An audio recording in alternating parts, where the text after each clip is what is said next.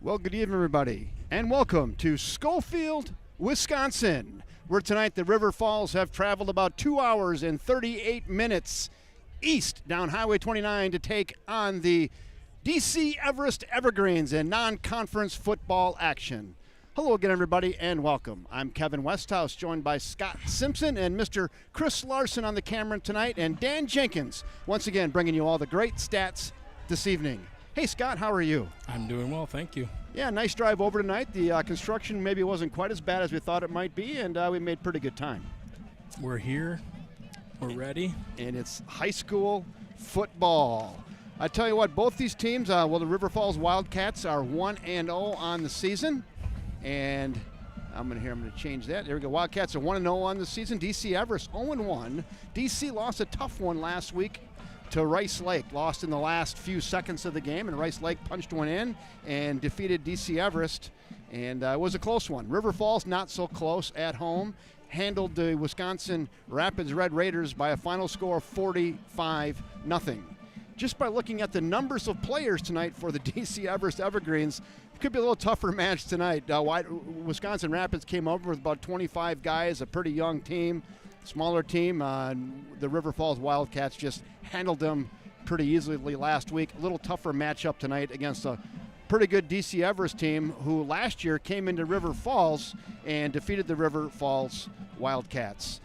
In a game last year, Scott, where River Falls midway through the second quarter actually had the lead. A turning point in that game, if I remember correctly, was a muffed punt by the Wildcats. DC Everest recovered that muffed punt, went in and scored a play or two later, and then never looked back in that game, and it turned out a little bit lopsided at the end. But another good contest, but I think two pretty evenly well-matched teams. Do you see this game tonight being a little more difficult tonight, Scott, than last week? A lot more difficult than last week. So I think this is a much bigger school than River Falls enrollment-wise, and right behind us is a banner with all their state championship years. So I think this is a well-established program, and they're doing pretty well. And played a team last week that was in the state finals, I believe, Rice Lake. So yeah, they lost in the state championship game, I believe, and were state champs the year before. So a good Rice Lake team. So yeah, I mean, they had a lot. DC Everest did have a lot of guys graduate last year. They were pretty senior heavy. This year, it's going to be up to a few newer guys. Their quarterback this year, Jake Stasiak, he's their starting quarterback. He was the backup last year. We're also going to watch number 1, Xavier Edwards. Xavier Edwards is headed to Mankota in Minnesota. He plays football and track. Corbin Enzenroth, we're going to keep an eye on him for DC Everest. And again, Jake Stasiak, the quarterback, and Andrew Bankston will also want to tote the rock for the DC Everest Evergreens. For River Falls, boy, they came out last week throwing the football with a lot of success. Starting quarterback Tino Massa had an outstanding game. He found his wide receivers all night long, and they racked up 45 points last week. Maybe a little bit different this year, Scott, with the Wildcats, maybe a little more pass-intensive than run-intensive. Am I correct with that? Well, it looks like they've installed an RPO, so they're, it depends on what the quarterback wants it to be on those plays. So I think they've got 4 wide receivers that would start on any team, I think, in the Big River. So they're deep, and they're good at the receiver. They got backs that can catch, and so I think they've got a lot of opportunities. It's different without Eli Johnson at tight end. Mm-hmm. Obviously, D1 tight end, you're going to find a way to get him into the offense and throw the ball to him. But different kind of offense this year with the wide outs. We saw last week, I think we saw three wides, 4 wides, no tight ends, wide receivers, 2 backs, hurry up offense. So things I haven't seen here in River Falls. But what we did see is Joey Terra-Savage still toting the rock. 14. It only took him 14 carries for 115 yards and 3 touchdowns, and that was all in the first half. That was a pretty dominating game, and the holes were gaping wide. I don't think you're going to see that as much tonight. He's running behind big old number 75, Sam Simpson. He's committed to NCAA Division I Indiana University. He's going to check in there early. Finished graduating high school in December. He'll be down there in Indiana in January and he's a big unit there on the offensive line, left side. Keep an eye on big old number 75, and I think Tarasavich will be off his left hip quite a bit tonight. We'll have to wait and see. Also, Trevor Bartlett came into the game, the sophomore for the River Falls Wildcats last week. He had 37 yards on 8 attempts, and he got his first varsity touchdown last week, Scott. Pretty impressive by the sophomore. Yeah, he had to do a little bit more work than Joey did for that touchdown with the essentially the JV offensive line out there against, I think, Wisconsin Rapids, still number ones, but he looked really good, and it's a player I'm not really familiar with as a sophomore, but he certainly looked good. And I think this team has got a lot of seniors to help them with leadership, and some guys that were forced into playing early on, as sophomores. And so I think now you got primarily a senior and junior varsity squad, which is a little bit more equivalent to what we're seeing across certainly the big rivers. You don't see a lot of sophomores and not even that many juniors that are in the 22. No, and Trevor Bartlett's a big kid for a 15-year-old, I thought. He ran the ball good. He was strong. He's got a bright future here with the River Falls Wildcats. Mason Novak was our garage gridiron grinder last week. He had 8 receptions for 125 yards and 2 touchdowns, and he was a big factor. They threw a lot of flare-outs to him. It'll be interesting tonight, Scott, and see if they play a little more press coverage on Mason and some of the receivers.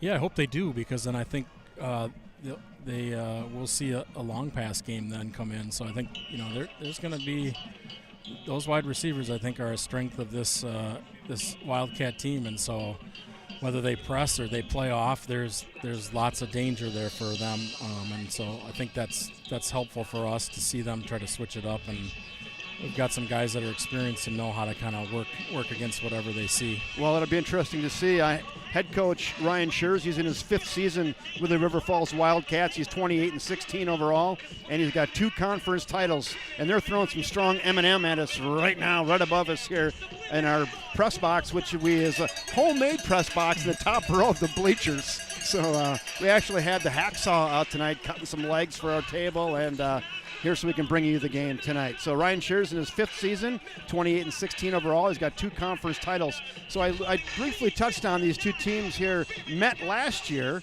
on August 30th, and River Falls lost 51-26 in a game. I think this game was closer than the score indicated. Like I said, at one point midway through the second quarter, River Falls had the lead in that football game.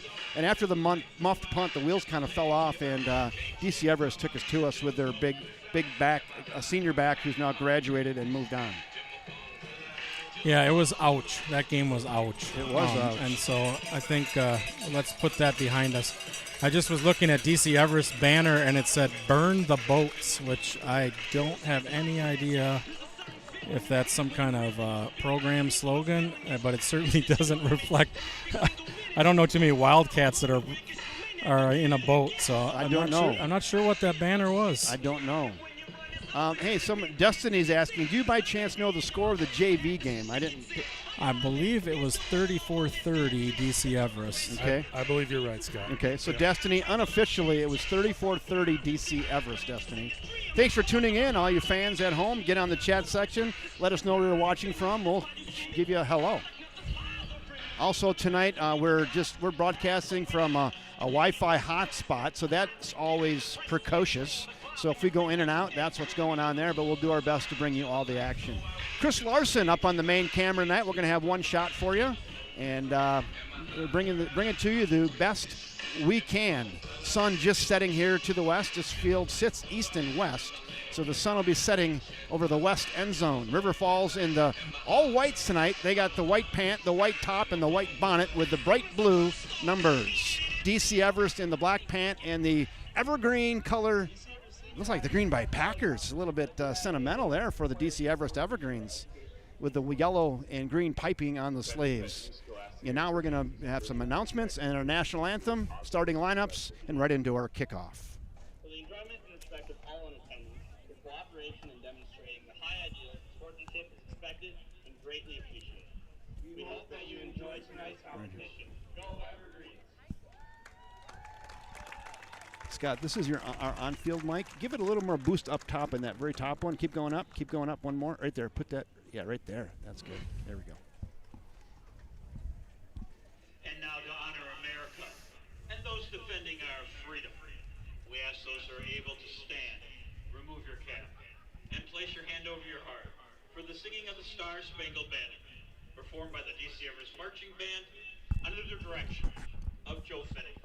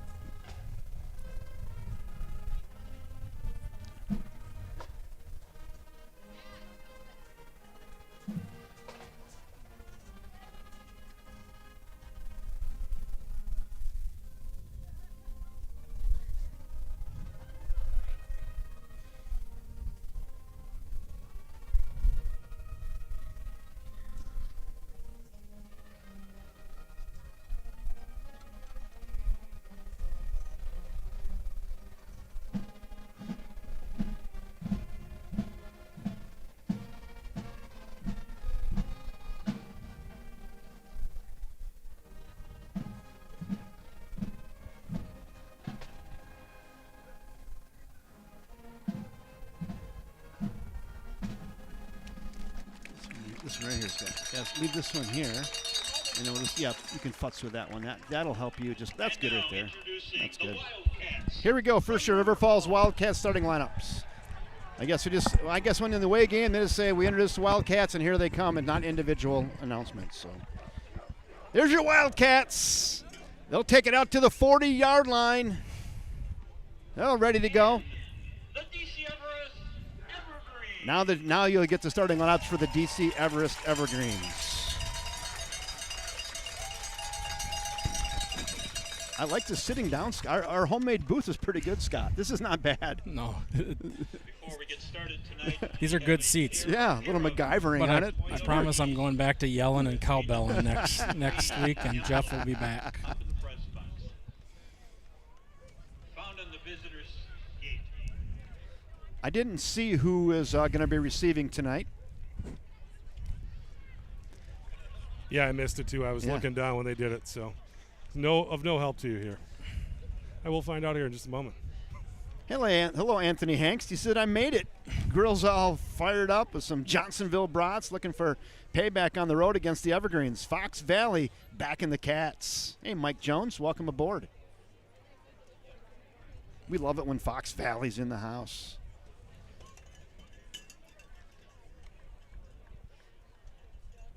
Yeah, the Evergreens tops, they could play on Sundays with those. This is pretty good luck.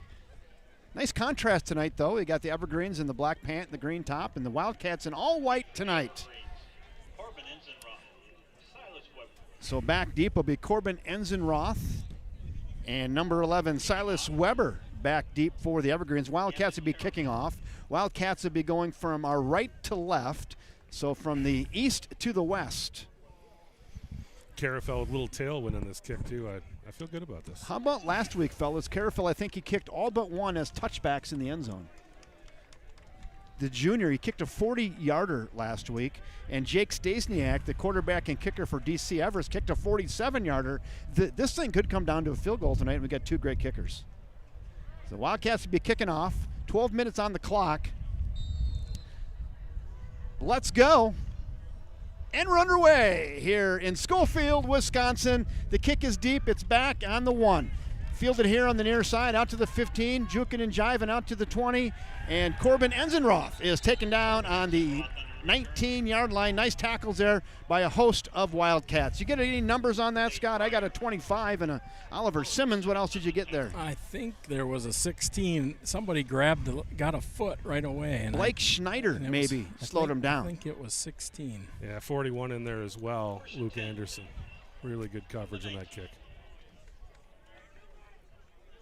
Hey, mountain climber, rooting for the Wildcats.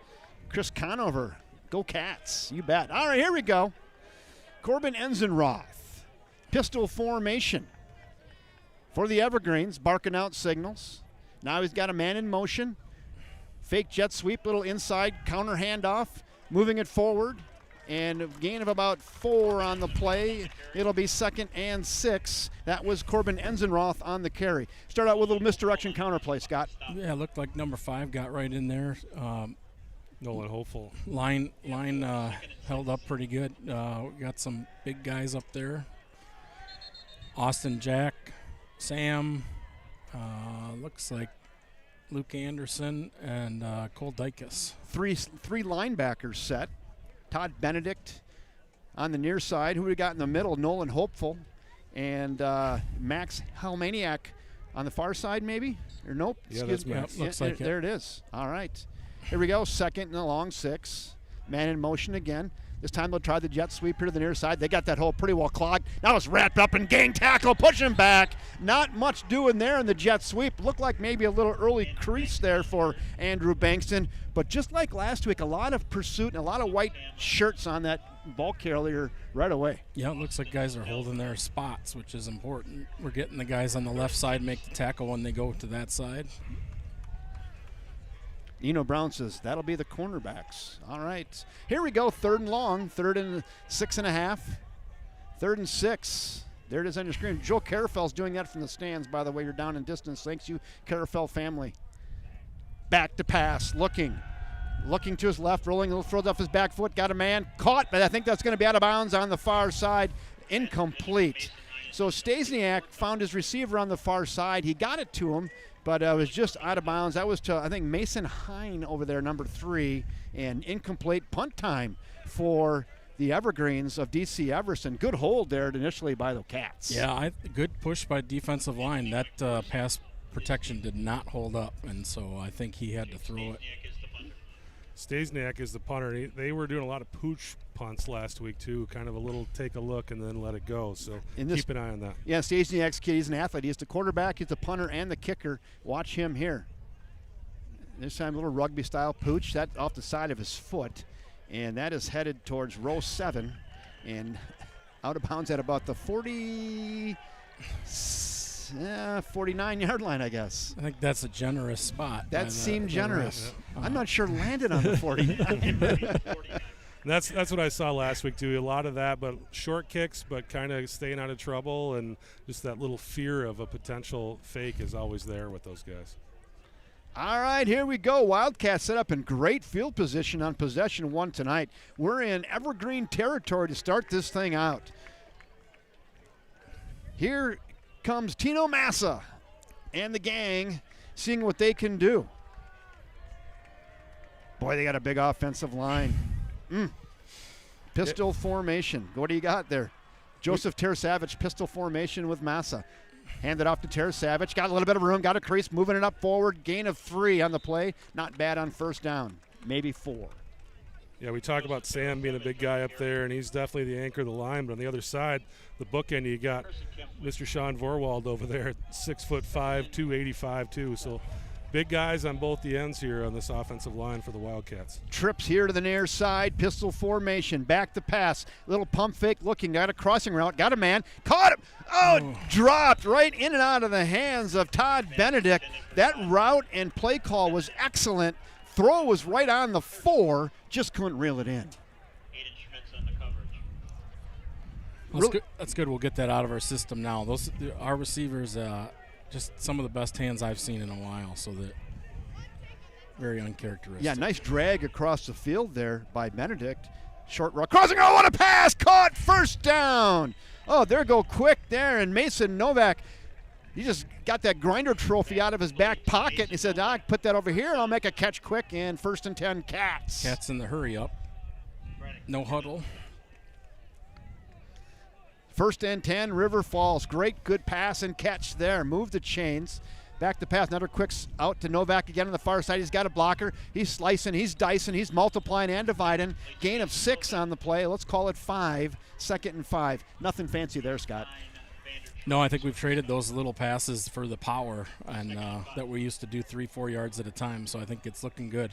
Now Tarasavich will have it off to the right side. He's headed towards first down yardage. He bangs it forward for 6 or 7. Move the chains again for the Cats. Really nice drive here to start out for the River Falls Wildcats. Good play sequence. Only one little blemish is a drop pass. Yeah, on cue there, they go right to that power run right off right side. And right now, DC Everest has too many guys. Here comes you got to go ahead, Brett Favre. Hike this thing. Yep.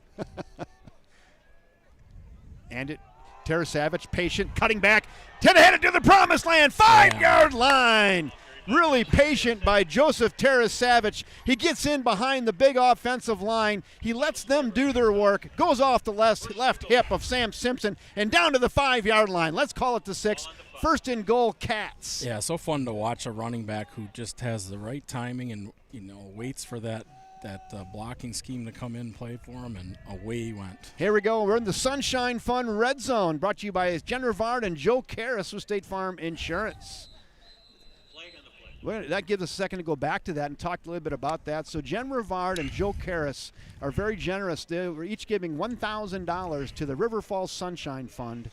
And this year, every time the Wildcats reach the red zone, they'll present the checks later in the season. Thank you, Jenna Rivard, State Farm Insurance, and Joe Karras with Black Wolf Exteriors. I didn't see anything there, but hopefully it wasn't a repeat. I understand that a point of emphasis this year is mouth guards being in, and we had 2 mouth guard penalties last week. Tarasavich again off the left side, bouncing, and this time the Evergreens are ready there.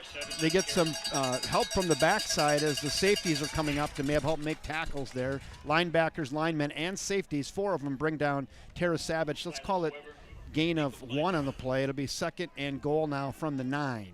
Second and goal from the 9. Still in that no huddle here. Now we got two tight ends on the left here. This time Tino Massa gets under center. He'll hand it off. Tarasavich heavily pursued. They just sold out on that, Scott.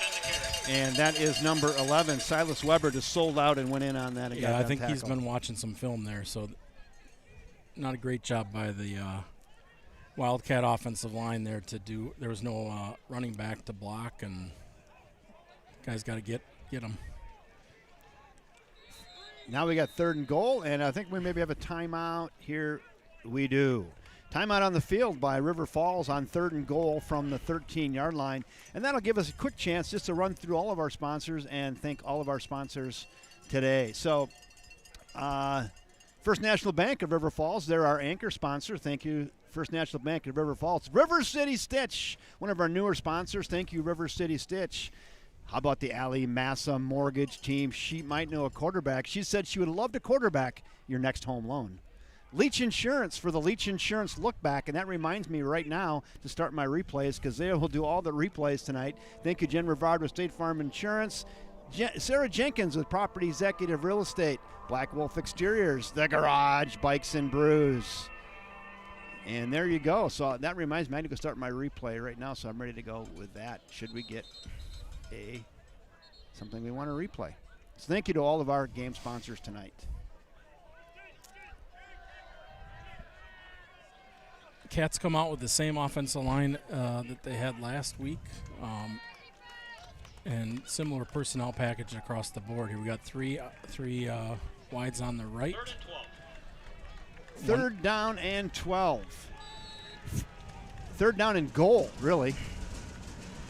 Back to pass. Massa looking. Got a man in the flat. Tarasavich, find it! You got to want it down to the 3. They might go for it from here, Scott. Yeah, it's tough. I mean, we've got a kicker, so that the whole offensive, red zone strategy is different when you've got somebody you rely on, so it gives them a real choice here. But it looks like they're going to go for it. Brought in the heavy lineup here and took a couple receivers out.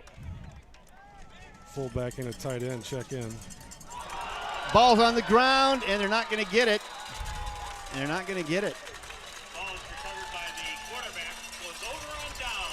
Goes over on downs. Is a great first drive, but just unable to finish that out. Yeah, we're actually in Wildcat there, it looks like, with Joey Tarasavich in the quarterback spot.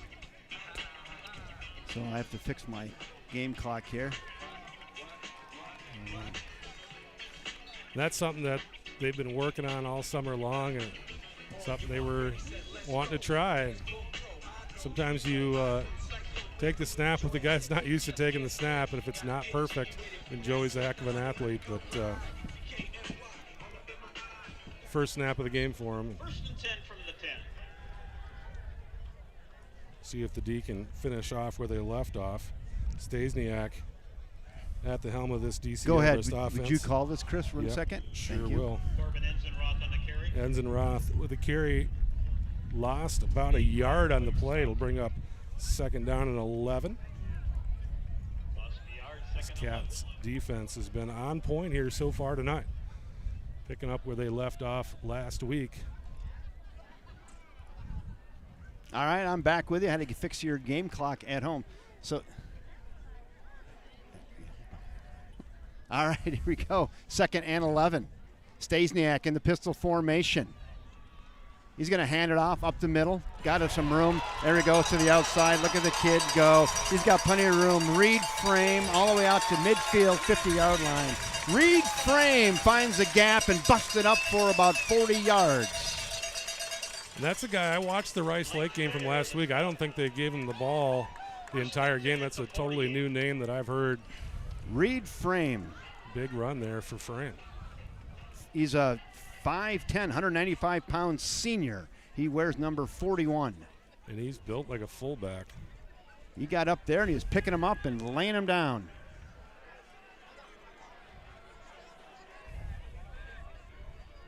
First and 10, fresh set of downs. The Evergreens out near midfield, man in motion. Stasiak, pistol formation, back to pass, looking, little man in the flat, wide open. That's caught. Andrew Bankston moves it forward out to short of first down yardage, but gain of about 9 on the play.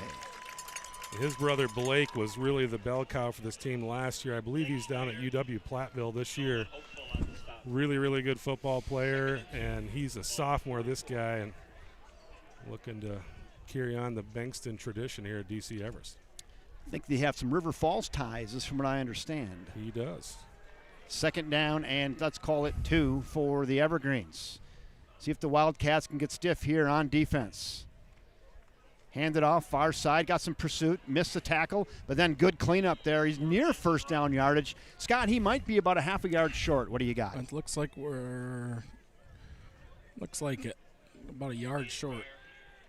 Luke Anderson. 3rd and 1.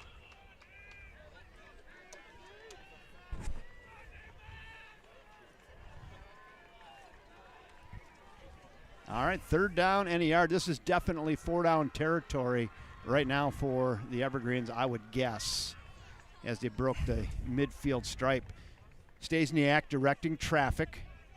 3 receivers here to the near side. Trying to draw the Wildcats offside. Now we do have a flag on the play. It may be a procedure penalty. Stasiak's pointing at River Falls, but the referees are going to march it backwards. Yeah, our guys are clapping. There, that's a good thing. Legal procedure, 5-year penalty. A legal procedure.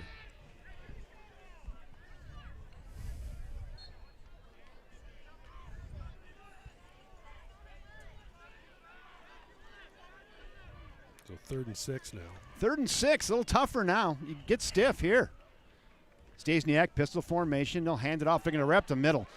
Moving towards first down yardage. He's going to be a little bit short. It's going to be 4th and about a yard. He got that penalty back, but I think they're going to be short, and it looks like they're just going to go no huddle here. Hey, Lincoln Tremaine, welcome aboard.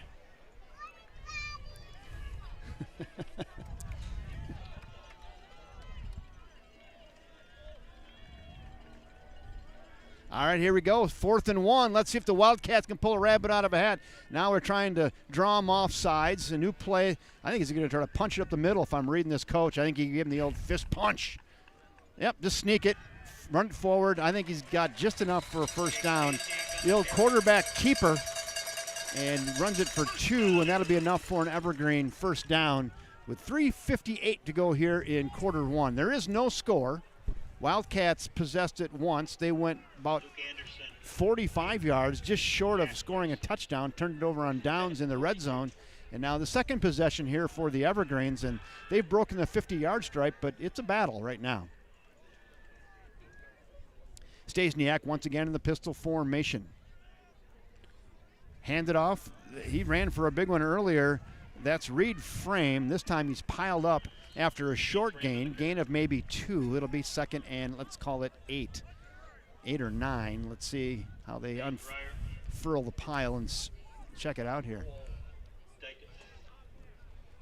They give mini gain on that, Scott? I don't. Looks like about a half a yard. Yeah, they're going to. No, it looked to me like Austin Stelroyd from the other side kind of got his hand in there, and then lots of help from the backers. So that's what we'd like to see. Hey, Randy B says daughter Kelsey and some friends made the trip and are in the stands supporting the Wildcats. We like that.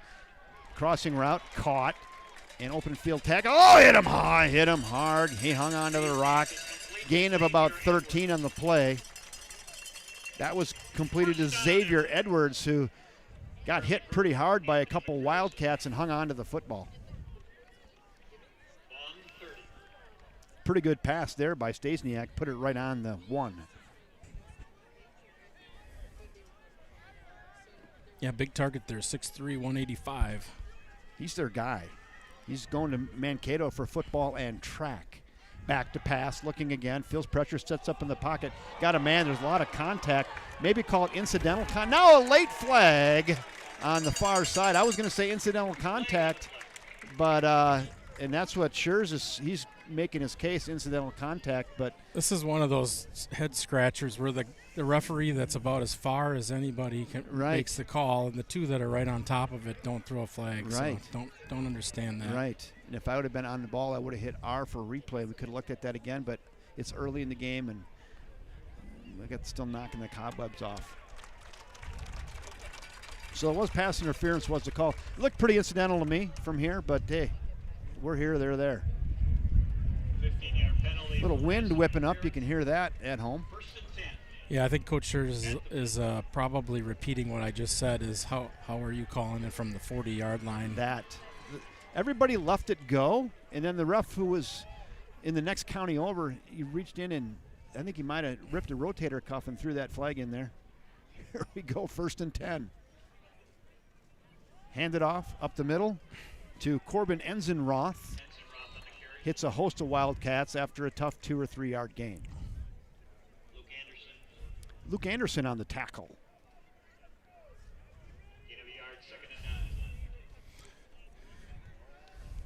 I want to thank you all for joining us today. Kevin Westhouse along with Scott Simpson, Chris Larson, and Dan Jenkins bringing you the action tonight. Stasiak again. They're in the red zone down there. See if the Wildcats can get stiff. Little sweep here to the near side. He'll stretch it out. He's the track star, though. Look at the kid go. Down, Xavier Edwards runs it down to about the 5. It'll be 1st and goal, I believe, now for DC Everest. Chris Larson warned us the kid's good. He's a track star, and he was picking him up and laying him down there. He got to the sidelines and turned it up for a pretty big gainer. It'll be 1st and goal from the 3. Nothing that fancy, right? What do they say, though? Speed never has a day off. Pistol formation. Enzenroth in the backfield with Stasiak. Enzenroth has it, moves it up the middle, headed towards pay dirt, and he is just short. Enzenroth on the carry. Just short of the goal line. Chris Larson's doing a good job with the camera over there. We're set up on about the 35-yard line on the opposite end of the field. Just filling in for Rob Derry, just trying to keep the seat warm here.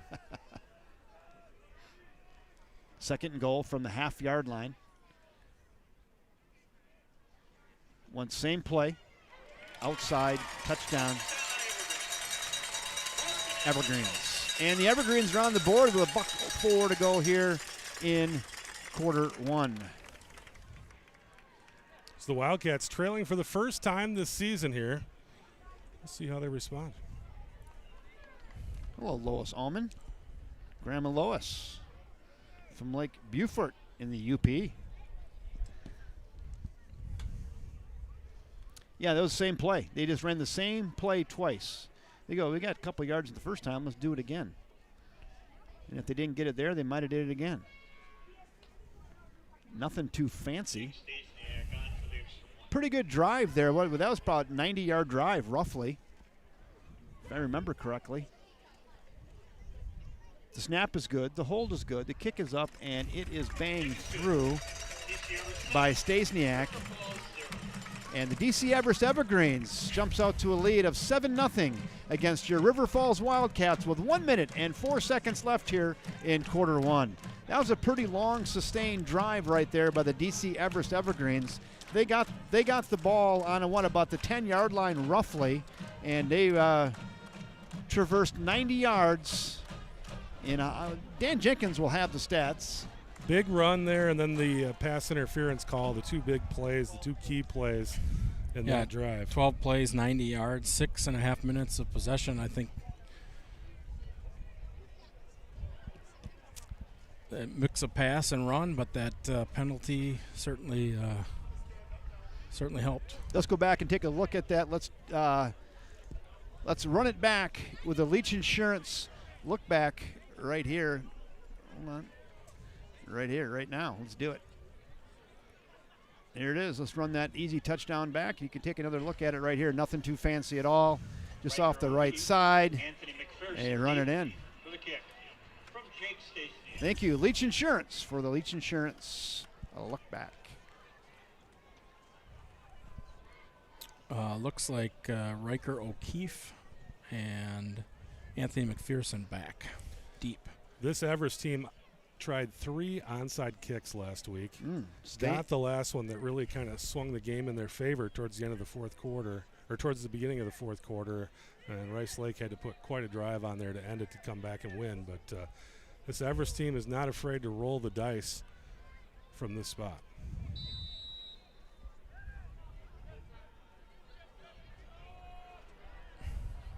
Here we go. 1:04 to go here in quarter one.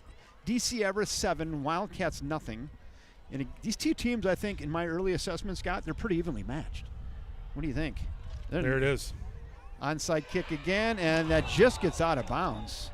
Very fortunate for the River Falls Wildcats. DC Everest had that played almost perfectly. That was Samuel Duran for DC Everest streaking up the far sidelines, and he was about a yard from getting that. We looked like we had no idea that was coming, and I don't know how you could be in that position after last week watching the game last week.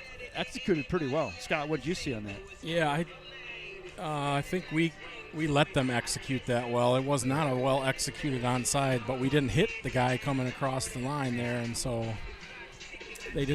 nobody went to get it, and nobody hit the guy, the gunner. So we'll have to.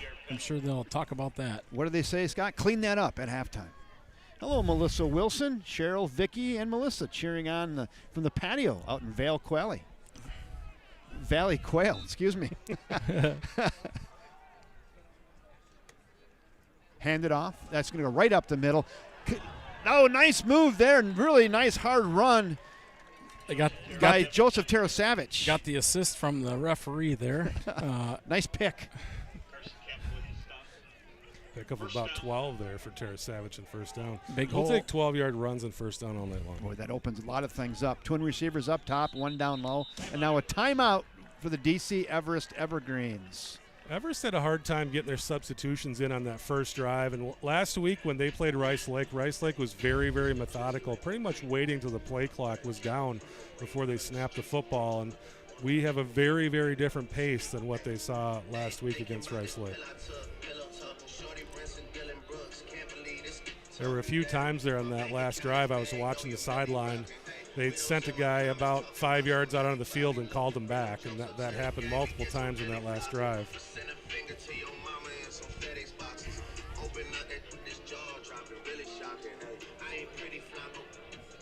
39 seconds to go here in quarter one. What do you think the impetus for that timeout right there was, Scott? Did you just see something they didn't like? Was it an injury? Defensive coordinator the on-field defensive coach was trying to push a guy onto the field, so I don't think they had who they wanted. That was a personnel issue. Yeah, is what you might say. I think it was a personnel issue. And Wildcats pretty electric with the pass, so you got to have the right personnel. Single coverage. Watch this here on the near side, would you? This could be interesting here. Massa back to pass. They're going to go for it, too. Toward the end zone. Got Novak. Caught! What a catch. What a catch. Mason Novak. I think everybody in the stadium knew where that was going. And I did. It was single coverage on Mason Novak. You had both backs set in the backfield, Scott, with blocking. That was good, huh? Yeah, Mason just was better there. Handed off. Tara Savage headed to the promised land. Wildcats get on the board here in the first quarter. Joseph Tara Savage scampers in from the 4. And the Wildcats put up a quick 6 here before the end of quarter 1. Wow, what a quick turnaround there, Scott. Yeah, a combination of DC Everest not really having their defense ready at all, and we just blasted them. I think all the green shirts were in the end zone. Carafel in for the extra point. The hold is down. The kick is up. It's blocked. Could have used a little of that push that we had on the touchdown on the extra point there. So yes. Looked like 55. Logan Lesmiller on the block. Let's go back, take a look at that long pass play here. Leach Insurance, look back. Oh, this is the touchdown run. We'll do that one first. Right there, right up the middle, and there it is. Joseph Tarasavich. Good stuff there. How about maybe this is the pass play? Let's see. It's not. It's maybe this one. Here it is. Chris Larson on the camera and Mason Novak on the catch. Oh, what a catch, huh? Yeah, Great job, Chris. I think camera work is pretty equally good there. I think Chris gets a sticker for his hat today. Give him a Buckeye. C+, C+ work. Rob Derry, don't get too comfortable. Bob from Account Temps is here tonight. He's filling in great. And the kicker is Gavin Carafel. Yeah, the only problem with that is it was so quick now that Wildcat defense is going to have to go back out and get to work. Right?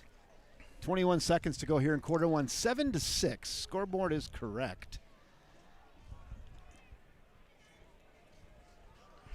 These two teams are evenly matched. They both have some electric players, well-coached teams, and this one could come down to those kickers like we had talked about early. There's a good boot away by Carafel, and hey, put another one in the touchback zone there for Gavin Carafel. The kid's got a leg for a junior, doesn't he? Yeah, I think pretty impressive. All day, all night, I think we'll take touchbacks.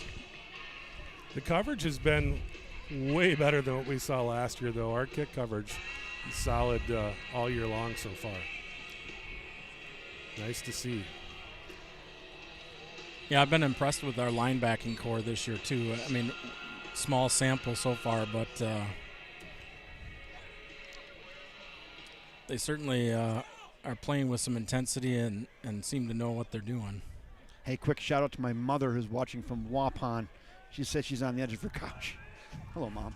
All right, here we go. 1st and 10. Handoff. Once again, there goes Corbin Enzenroth. He's kind of been their guy tonight. He's wrapped up after a gain of about 5. And that might be the last play of quarter 1. Let's see. Clock's going to run. Yeah, Enzenroth was kind of their bell cow last week against Rice Lake. He's probably going to be their guy this season, but they do have a couple of nice change of pace guys. That 41 who ripped a big run there in the first quarter, and then Bankston coming in there, the sophomore. They got a lot of weapons in that backfield. End of the first quarter. This DC Everest Evergreen 7, the River Falls Wildcats 6. Let's go thank one of our favorite sponsors, Sarah Jenkins. Mark Jenkins, class of 73. Randy Brenner, class of 74. Went to Wildcat. Always a Wildcat. Jeff Dumont, class of 71, 6 interceptions in 1 game. Dave Linehan, class of 73, back-to-back champs, 71-72. And I'm Sarah Jenkins, your River Falls Realtor. Just like these Wildcat legends, I'm all about winning for our community with the River Falls Sports Broadcasting Channel. Thank you, Sarah Jenkins with Property Executive Real Estate. We also need to thank our other main sponsor, proud sponsors of everything Wildcat Sport on the River Falls Sports YouTube network. First National Bank of River Falls, but it looks like we're out of time, so we'll do that when we come back and we get a break. The sun's starting to go down, but DC Everest will have to play with the sun in their face here for a little bit before it gets to tree level. But that was kind of a little tough thing there for both of our sides of the ball, looking right into the sun in that first quarter. Handoff, that goes up the middle. I think they got enough for a first down on that. This completes to Xavier Edwards. First down. Xavier Edwards gets the first down there. They move the chains. And that was a quick toss to Edwards. He leaped up and corralled that ball and moved the chains. Hey, Rob Everest. Darius said he's firmly implanted on the couch. He's feeling like Drew Bledsoe. Yeah, Drew, you might never get back in the game again. Highly unlikely. Fake handoff. They pass to their big star, Xavier Edwards, who makes the catch, and he's still going and works his way with some yak on that for an additional 5. And Xavier Edwards, he's going to be a tough one tonight to try to corral. He's a stud, and nice catch and nice run after the catch there for Xavier Edwards. Maybe a little dinged up on the play, fellas. Yeah, the Cat defense, they'll put a few licks on some guys. That's the nice thing about that crew that's out there right now. They are physical, and they like to hit. So Nick Simpson says, please let the announcer know that his number 1 child made it to Grandma and Grandpa Simpson's house for the watch party. All right, that's good. Back to pass, big trouble! Swarmed down by a host of Wildcats. Scott, pick me some numbers. We got 8, and that's Josh Jenkins. Yeah. Josh Jenkins. How about an impact? Why don't you come in for a play and make one? Put him on the whiteboard. Josh Jenkins makes him one play, boom, sack.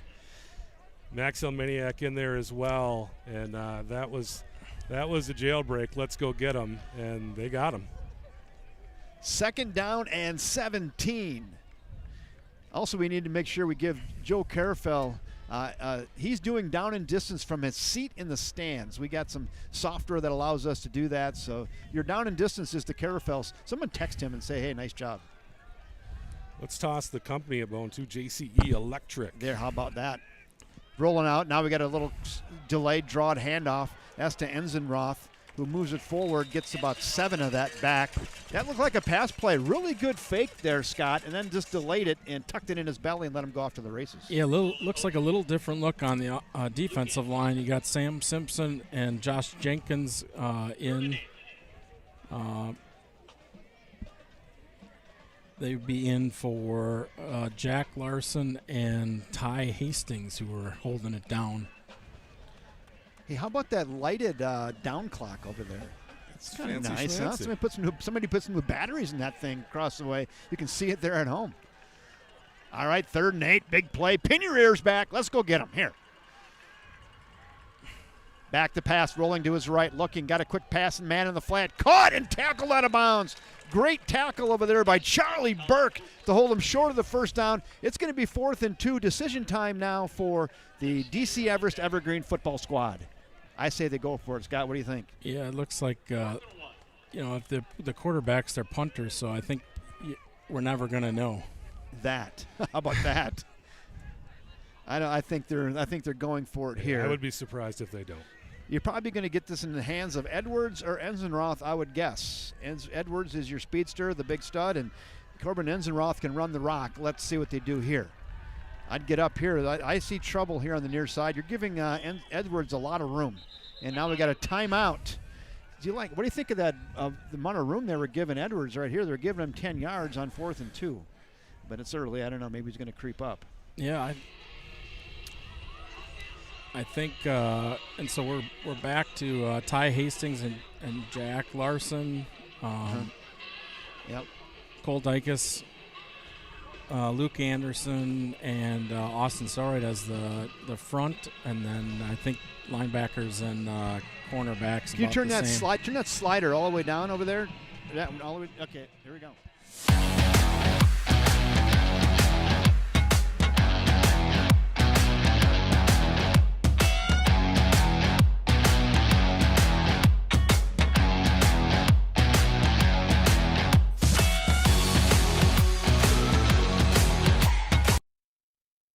Up to this right there. That's good. All right, 4th down and 1. So we'll come back to that in a second. That was a fast minute, I tell you that, Scott. 4th and 1, trying to draw the Wildcats offside. They're going heavy here on the near side and the left. They're going to hand it off. Pursuit. I don't think he got it. I don't think he got it. No, both of these officials are coming in. Scott, they held there on downs. They held there. Big play by the front seven of the Wildcats there. Huge play. They're going to be short. They're going to turn it over on downs. Let's go back and take a look at that right now and see if I got it. They held on downs. Attaboy. Let's go back, take a look at that and see if I got it or not. Right here? Nope. Right. I don't know. Let me see. Where is it? Here it is. Here it is. Yeah, we got it is. Everest coach out there asking where the spot was and why they didn't measure, but it sure looked short. He is a half a yard short. Let's look at that one more. Let's look at that one more time. You tell me. He didn't. No, yeah, where they put the ball down, it was not close. Yeah, no, he didn't even make it back with the ball to barely over that yard. They put it right where the ball landed, so I think they gave him as generous a spot as you can get. There we go. All right, turnover on downs. Wildcats, little short pass to the far side. Charlie Burke's got it. Number 0 catches it, and number 0 tackles. Asa Martin on the tackle of Charlie Burke. That's a tough yard. 2nd down and 9.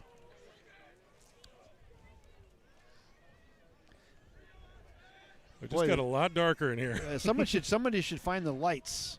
They should be on.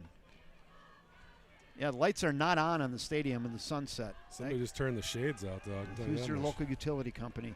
Rainbow down the near side, got a man! Oh! Just out of the outstretched arms of Todd Benedict.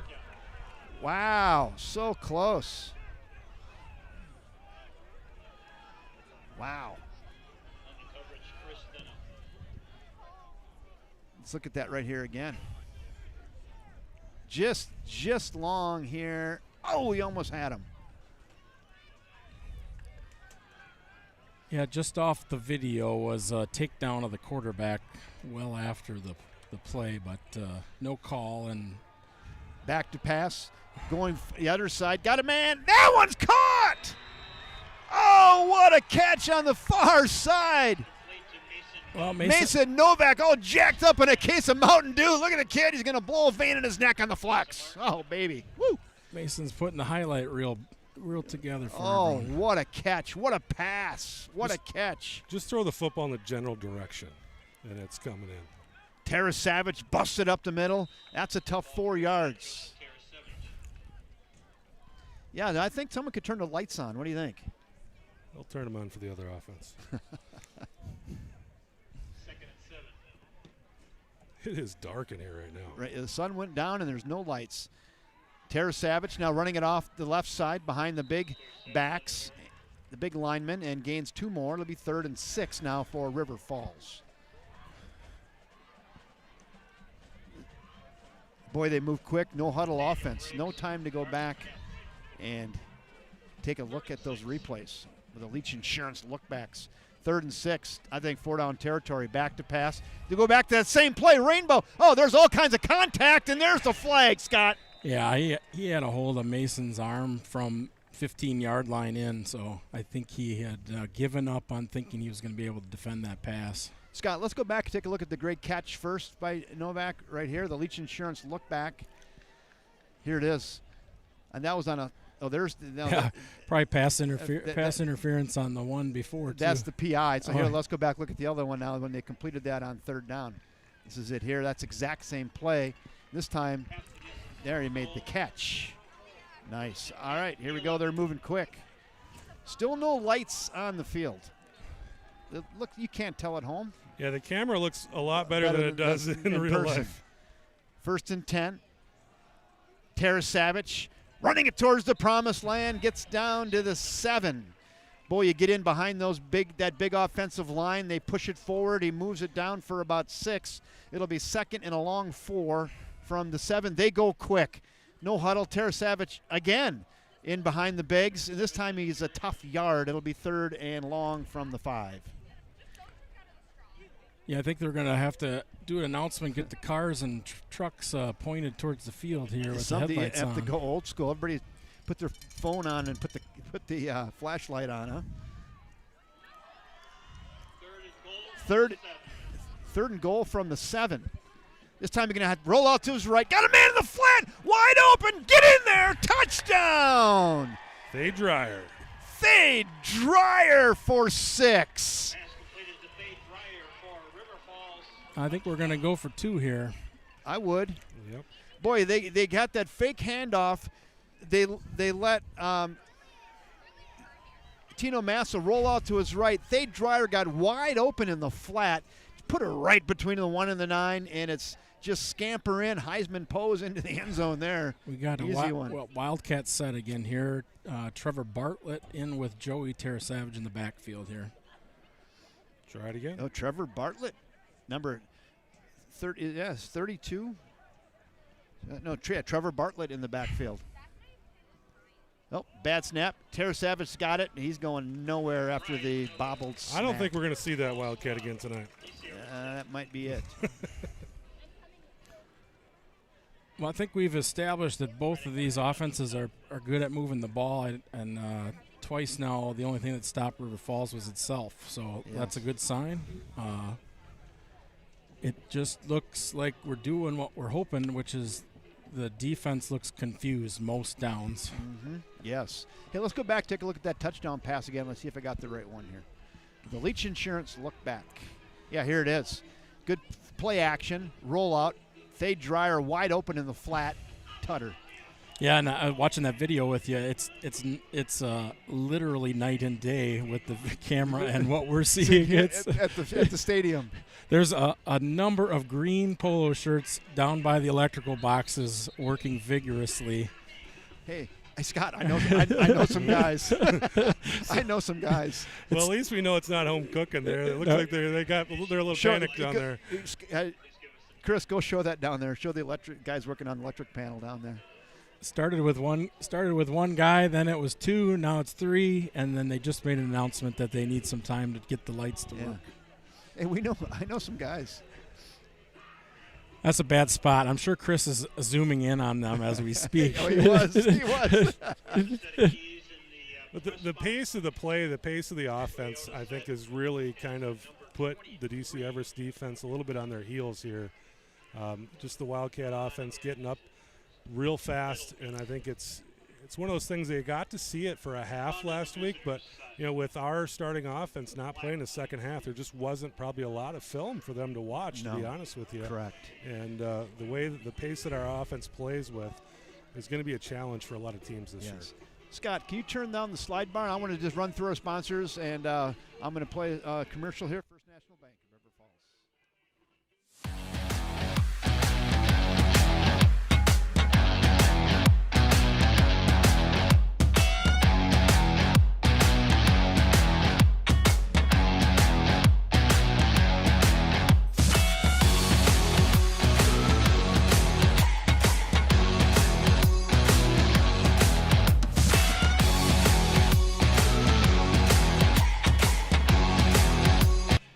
Thank you, First National Bank of River Falls. They're over there in Prescott and downtown River Falls. Also, I'm going to talk through this one here. Riverland Laser. Look at this right here. Riverland Laser. They're the ones who donate their time and energy to put the engravings on every garage, gridiron, grinder trophy. Thank you, Riverland Laser, for doing that. Also, we want to thank Jen Rivard and Joe Karras with Black Wolf Exteriors for sponsoring the Sunshine Fund Red Zone. They give a generous contribution to the River Falls Sunshine Fund to keep that organization going, who helps families in need in River Falls. Also, once again, thanks to our main sponsor, First National Bank of River Falls, proud sponsors of everything Wildcat Sport right here on the River Falls Sports YouTube network. Also, River City Stitch, sporting some of their gear tonight. Dan Jenkins has a brand new logo to River City Stitch River Falls Sports shirt on tonight. Thank you, River City Stitch, for sponsoring River Falls Wildcat football. And Allie Massa with the Massa Mortgage Team. She's proud of her son, Mr. Tino Massa, and she would love to quarterback your next home loan. Thank you, Allie Massa and the Massa Mortgage Team. Also, with Leach Insurance, you got a bunch of those Leach Insurance lookbacks. That might be the best ad tonight, is the Leach Insurance lookback. It's Jen Rivard, State Farm Insurance. Thank her again. Sarah Jenkins with Property Executive Real Estate. There's Black Wolf Exteriors and the coveted Garage, Bikes and Brews, Garage, Gridiron, Grinder. Also, we're going to have some Wildcat trivia at the half. At least I think we are. Let me check my notes here. Oh, I do have it. We're going to have Wildcat Trivia at half, brought to you by Tarnation Tavern. So there's our sponsors. Thanks. Hey, the lights are on. That's good news. So thank you to all of our sponsors. They're walking away Wildcat from the box football. over there, too. They so are. Job done. You know, I said I had to run through my sponsors. I was on the radio down. I said, delay that light thing for give me 2 minutes to get through all my sponsors, and they timed it perfectly. Well, I actually think this is an advantage for us with running a lot of guys both ways and doing hurry up. It's helpful for us, anyways. I suppose it gives their guys a little bit of a rest, but I don't think conditioning is the issue here. No. I think that no huddle is really causing some issues on the defense, so that's good. Weather's not a factor. 69 degrees right now in Schofield, Wisconsin. Yeah, I think our statistician is looking good in that River Falls sports pullover, and yeah, Dan Jenkins. we went from the sun on our back to a nice fall night here. You know what? This is what it feels like in Colorado. Every summer night, it's always hot, and as soon as the sun goes down, you're like, hey, give me a jacket. The wind is really dissipated as well. It's really nice. It's just gorgeous right now. All right, here we go. Wildcats up 12-7. 6:52 to go till the half. Kicking into, if there is a breeze, kicking into it. Fielded on the 6. Taken to the far side. Ensign Roth has a little bit of room, breaks some tackles, moves it out. Still going towards the 35-yard line. Really nice return by Corbin Enzenroth for the DC Everest Evergreens. First and 10 at 35. Yeah, that's probably the biggest return we've given up this season. Was really solid last week, and again early in this game, really good coverage too. But a nice return there by Enzenroth. Everest trying to come down and retake the lead here. I see Cullen Johnson is on. He's giving his dad a hard time about that commercial and the way his dad threw the football. He says, nice throw, Dad. Little follow-through. Jeff's got that nice follow-through on that throw. That maybe Cullen need to ride the old man. That's good. All right, here we go. 1st and 10. Wildcats up by a nickel. Pistol formation. They're going to hand it off on a little bit of a delayed handoff into a host of white jerseys. That's not going to go far. Maybe a yard. It'll be 2nd and 9. Yeah, speaking of the Johnsons, Preston getting his first college action tonight, and I saw Lori posted a tackle there on special teams for Preston already. Yeah, that's good. Good for the kid. Tough for a freshman to start college football. So good for Preston and the Johnson family. Tough just to get on the field. It is. Yeah.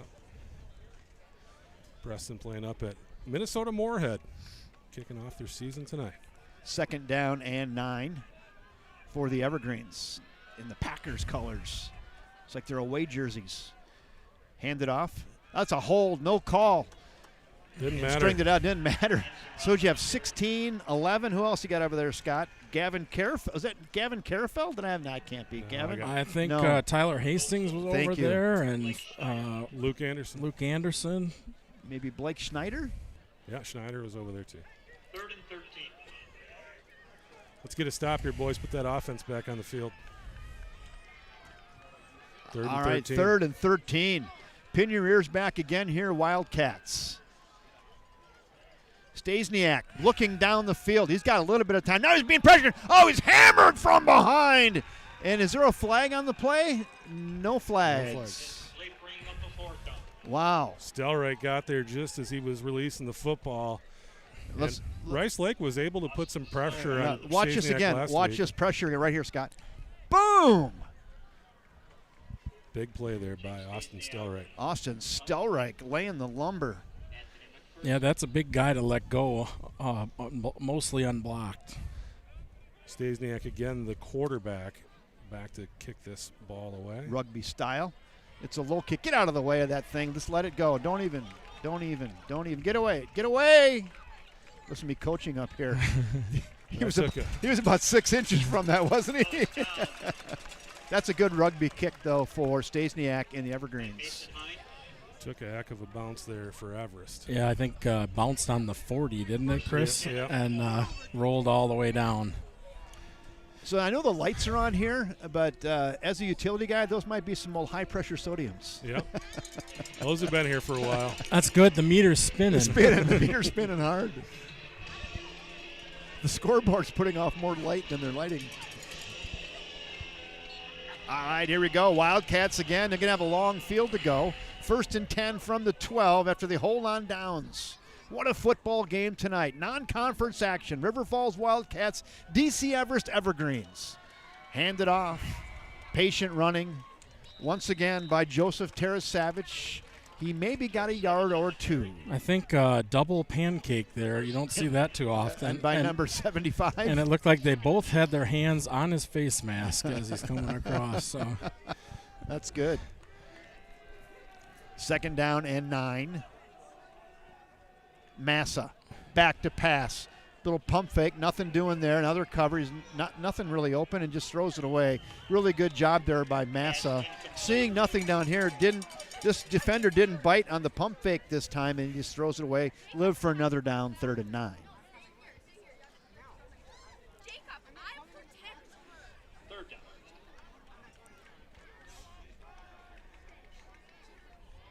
Third down and 9. So far, a mix of pass and run for the Wildcats, I'd say, pretty equal. This has got a screen feel to it. Back to pass. Just a crossing route. That's caught. Get up in there. 1st down. What a pass. What a catch. Charlie Burke had to reach behind him a little bit. Then he had to get the legs, knees high, and churn and work hard for their 1st down. And Charlie Burke put the kid on the whiteboard. Nice pass, nice catch. We're filling the whiteboard up early again tonight. A lot of big-time plays. You can't forget this. It's better just to drop that. That had been a loss of downs. And also, Scott, too, Massa's having a nice start tonight. Yeah, I think ball's been put on. There's one or two, just one pass that I can think of that was a little too deep, and in that case, I think he had to put it deep so that you didn't have to worry about the interception. So, yeah, it looks good. 2nd down and 10. I think they've figured out that wide receiver screen, though, so they're going to have to be careful about that, I think. Yeah, I threw it to the short side of the field, too. And, again, everybody on that short side right now, nobody on this side of the hash. There it is again. They go far side. Riker O'Keefe moves it forward for maybe 3. It'll be 3rd and long for the Wildcats. They did work him out of bounds, so the clock will stop with 4:08 to go till halftime.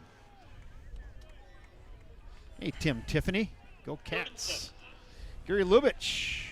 High school soccer lost to Wausau East 4-0. Hey, Freezer. Mark Freeze is on tonight. The Freezer. Twins here to the near side. Pistol formation. Back to pass looking. They go the other way. Tarasavage has got it, and he's got 1st down yardage. Oh, I love that play design, Scott. Everything loaded this way. They throw it back the other way. Get it to their horse. 1st down. Wow. Yeah, trained Everest that we were going to throw it where all the receivers were, and then they just come back the other way there on that 3rd down, and easy pitch and catch from Massa to Tarasavage. Massa's dialing it up tonight. And now we got some whistles a little on early the play. on that one. I'm going to go Legal procedure, River Falls. legal procedure, River Falls. Let's go back and look at this last highlight here. See what we got, Scott. What do we got? Oh, this is that 3rd down play. Caught it a little bit behind him and worked hard first. That was Burke, huh? Yeah, good spin off and little work in the weight room paid off there. Weight room. They go rainbow down the far side again. Oh, there's all kinds of contact, and there's hankies everywhere. Yeah, he's flag on the play. I don't think the DB is frustrated that he got a penalty since he grabbed his face mask, but I think he's frustrated that he's getting beat pretty bad consistently here. Yeah. Yeah, that seems to be working pretty well, and the D-back didn't have much of a choice, right? You hold them or it's going to be a long completion. In high school, it's almost advantageous to take that penalty, right? It's not a spot foul like college and pro, right? It doesn't hurt you. I mean, it doesn't hurt you as much as the completion. What do we call that, a good trade? Yeah, it's just a tough deal. We talked about it in the pregame. The receivers for this Wildcat team, there's just not a lot of football teams in the state of Wisconsin that can run guys out there like these 3. Yeah, it looks like the chain gang doesn't really understand how the chains work. They're behind. They're ahead. They're like, oh, come back here. we shouldn't have to get 15 yards on a first down after a penalty. Yeah. So We need to get Jeff Bjork on the phone to those guys if they're telling them how to run the chains. I think maybe they thought it was a 15-yard penalty or 20-yard penalty because they It's a holding. So it's a hold versus a pass interference. Maybe that's a 10 instead of a 15, Scott? I don't know. News to me. Yeah, I missed that highlight too. Tara Savage again patient, running in behind the right side of the line. He plunges forward for a couple. It'll be 2nd down and 8 for River Falls. Yeah, this is a spot where you want to just keep doing what we do, try to bring the ball down, put it in the end zone. We get the ball back first to start the second half. I love your optimism, Chris. I'm optimistic. I Got like man this running team. down the field, all the way wide open.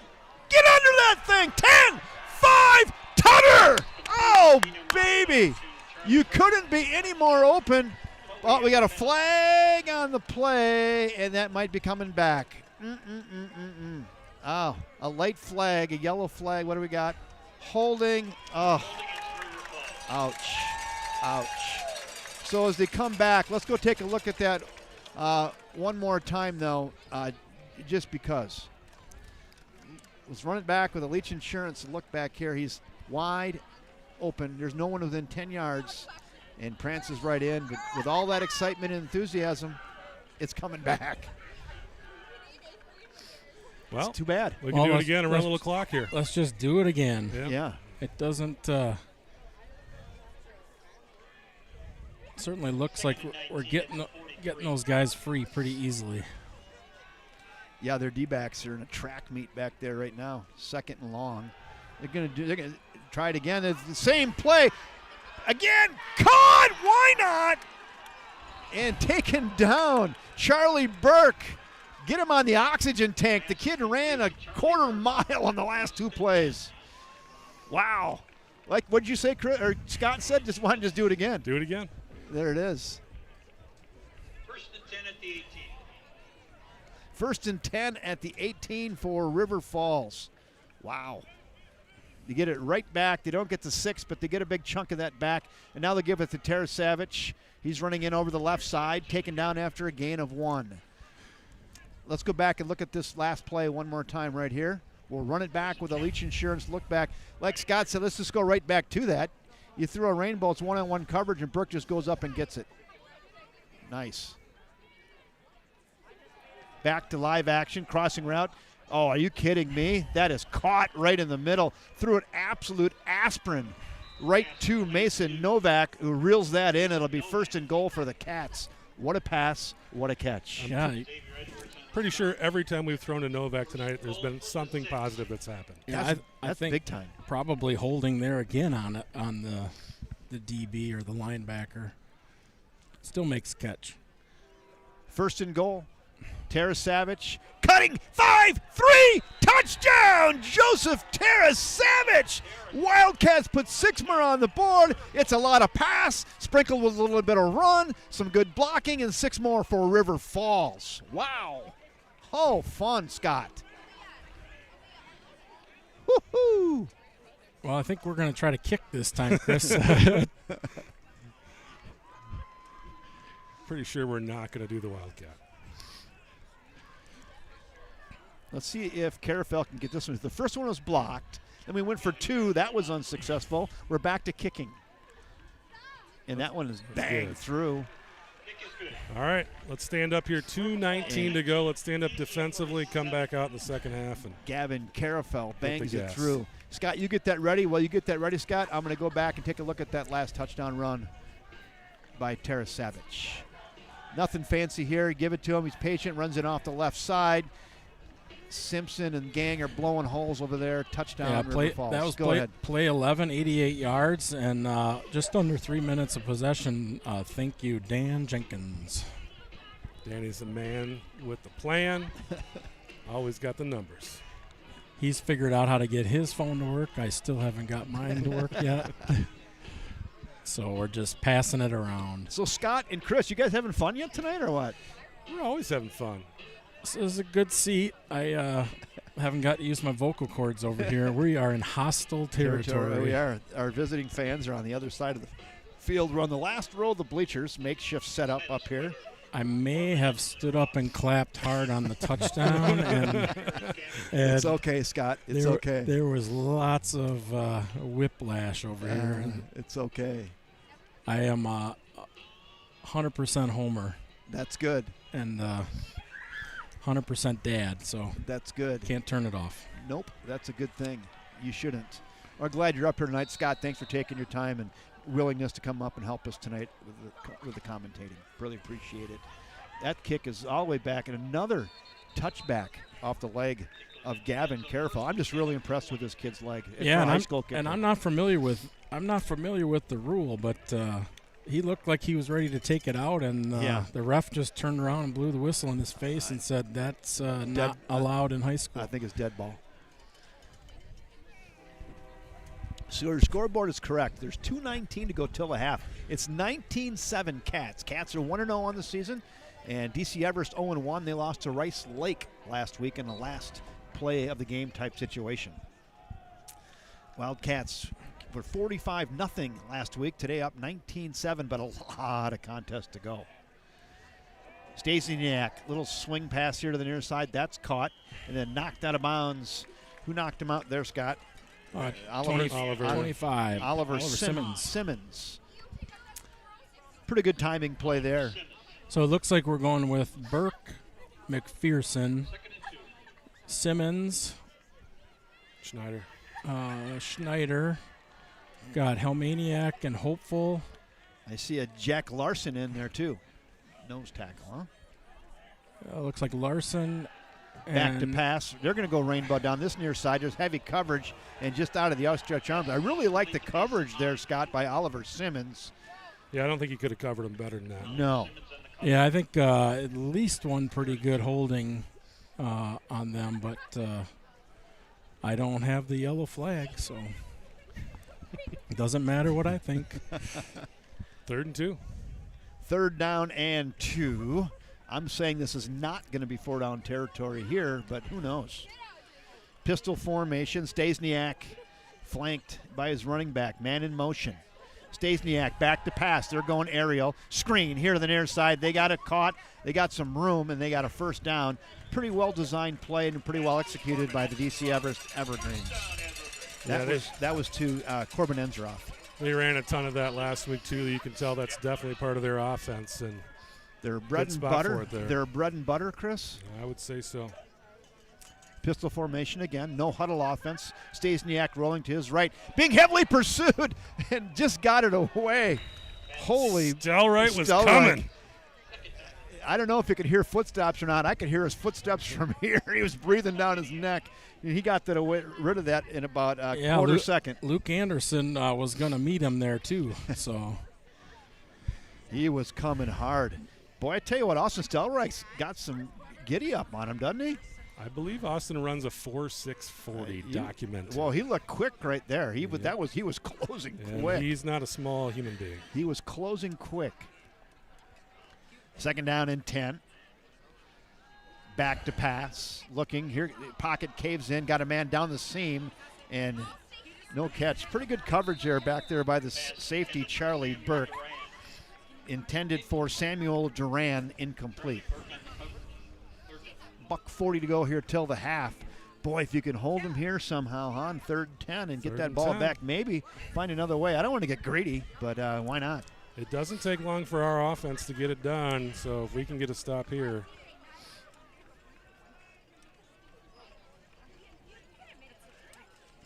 Rolling out to his right again is Stasiak. Looking down the field, Stelreich in pursuit. Throw to the far sidelines.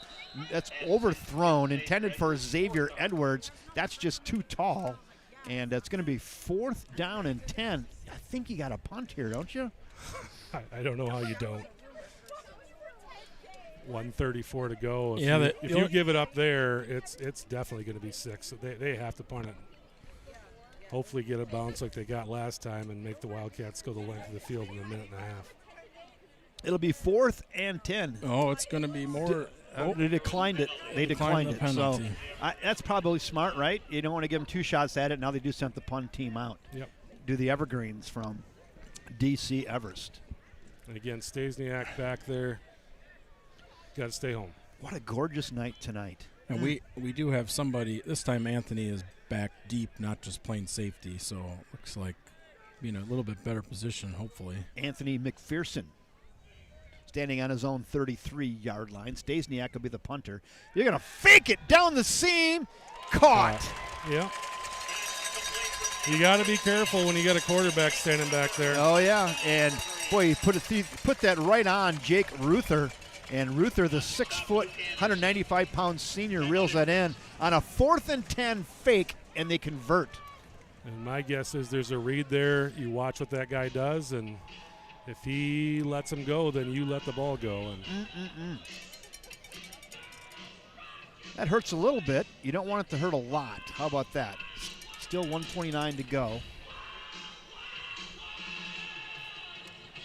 DC Everest, you can see on your screen at home, they're out of timeouts. That was their last timeout. We're out here, so I'm looking up there. It says 0. Yeah, that could loom big, but I guess you could. Coach wants to get them settled, get the right team out there, and figure out what they're going to do. Maybe take a big shot here again. But Stasiak has not as of yet thrown as good a ball as Tino.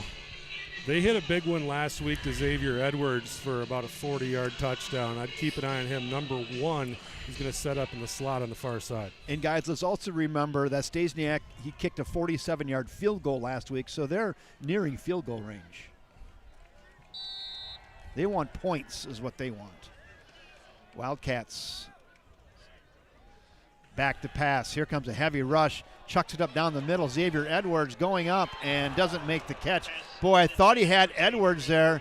Edwards a little dinged up on the play, broken up by Charlie Burke. And Edwards a little dinged up on the play.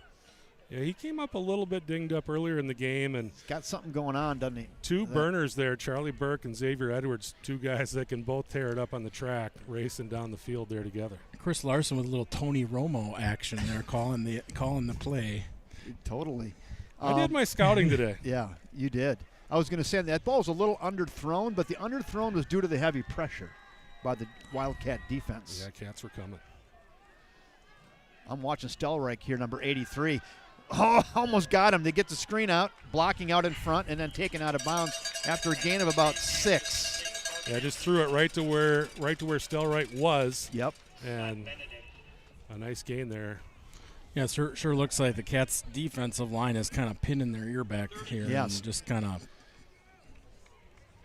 got out of bounds, stopped the clock at 1:16. Time not really a factor, right?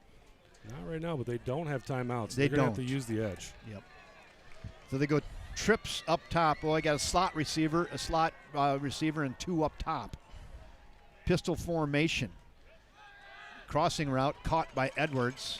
He's got first down yardage and more. They move it out to the 22. So clock does stop on the first down. They place it, and now they'll run it. Not yet. Now they'll run slowest chain gang in the world. Even DC Everest wanted to go, and they weren't in place yet. We've given this chain gang more business than any chain gang we've ever broadcast in front of tonight. Well, show some hustle out there. Come on. You know when you're sitting at a crosswalk and they just kind of go as slow as they possibly can? That's what that looked like. We love you guys over there. Second Edwards and 10. in the slot again. Second down and 10. Watch Edwards, number 1 in the slot, back to pass. He's looking and broken up. Nice play, good defense there. Getting in over the back of intended for Jake Ruther. That was McPherson. It looked like a nice play in the post there, basketball. You kind of put the hand on the hip and just reach over and just knock that ball away. That's what we used to do as power forwards back in the day.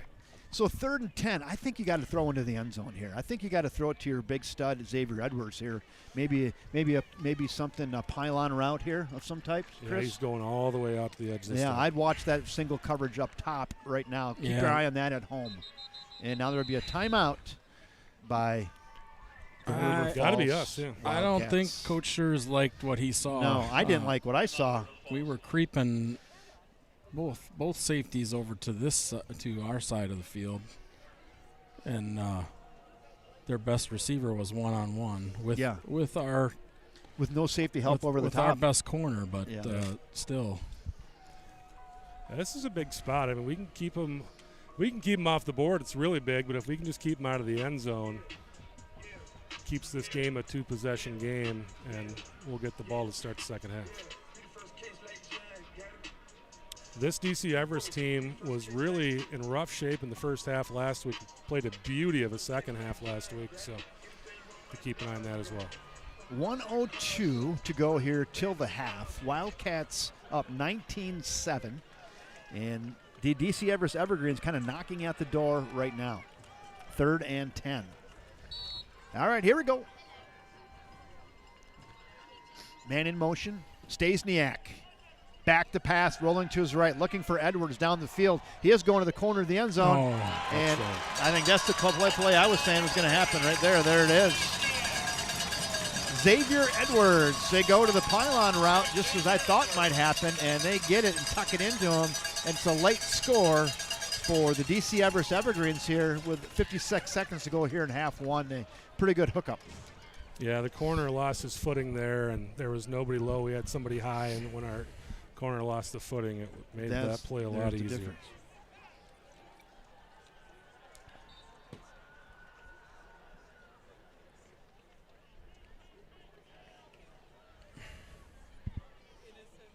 Stasiak in to attempt the extra point. Looks like they're going to kick it.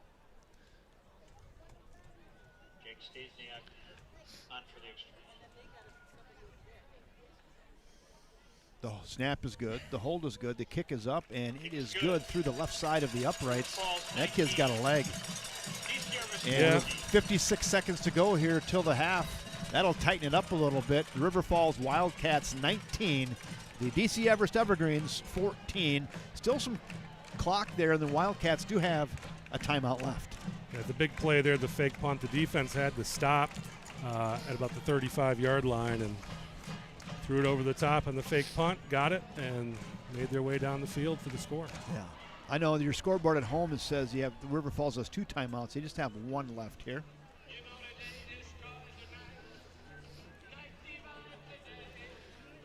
Carafel's been perfect other than that. We'll let that one slide. Yeah, he's been good. I trained him in right before the broadcast on the 90-second train-in. It took pretty well, Chris. Hands team up there this time. Yeah, watch this. They maybe try to sneak one in here. They like the trickeration. They have they did a fake punt that kept that drive going that allowed the score to happen there. They had 4th and 10 fake punt. They converted it, which ended up being 7 points for DC Everest. They did try an onside kick earlier that was almost executed that just went out of bounds. They onside kicked 3 times last week. I believe every time they kicked when they were trailing, they onside kicked. So may switch it up here where they see all those white shirts up front, but that's what they did last week. You wouldn't think they would do it here and give the Wildcats an opportunity with a short field with under a minute to go, but you never know. Stasiak approaches and kicks it away, a low squib kick. Takes a high hop. Burke grabs it out to the 30, gets to the far side, 35, still moving, 40-yard line, legs churning out to the 42-yard line, and really good return there by Charlie Burke. And the Wildcats, hey, who knows here? You get 25, 30 yards here, and you could even line up the Carafel kid. Maybe he could bang a long one through. Yeah, the Cats have done a nice job throwing the big ball here tonight in 48 seconds, plenty of time. Yeah, it's hard to imagine we will not try to go to Mason Novak or we got Charlie Burke and Todd on the this side, near side. It's been pretty successful. Back to pass, looking, crossing route. Got a man, Charlie Burke. Oh, he's hammered on the 45-yard line, but not before a 15-yard hookup from Massa to Burke. The other thing is we go no huddle all the time, so hurry up is not a stranger for us. We have no problem getting right up to the line of scrimmage and snapping the ball. Back to pass again, heavy pressure screen. Oh, there he is, Terrace Savage. He's got a room, little one-on-one over there, gain of 9 on the play. You're probably going to have to maybe use your last timeout. Yeah, I know your screen at home says 2 timeouts. The Wildcats have just 1. We're going to get a little help here. We got injury on the field. Injury on the field. Yeah, that was the perfect play call. Everest was coming, and they just snuck it to Terrace Savage right behind the defense. So with that, let's go to a commercial as they help their player on the field. Let's thank First National Bank of River Falls. Scott, if you could turn that slider down, that'd be great. Thank you.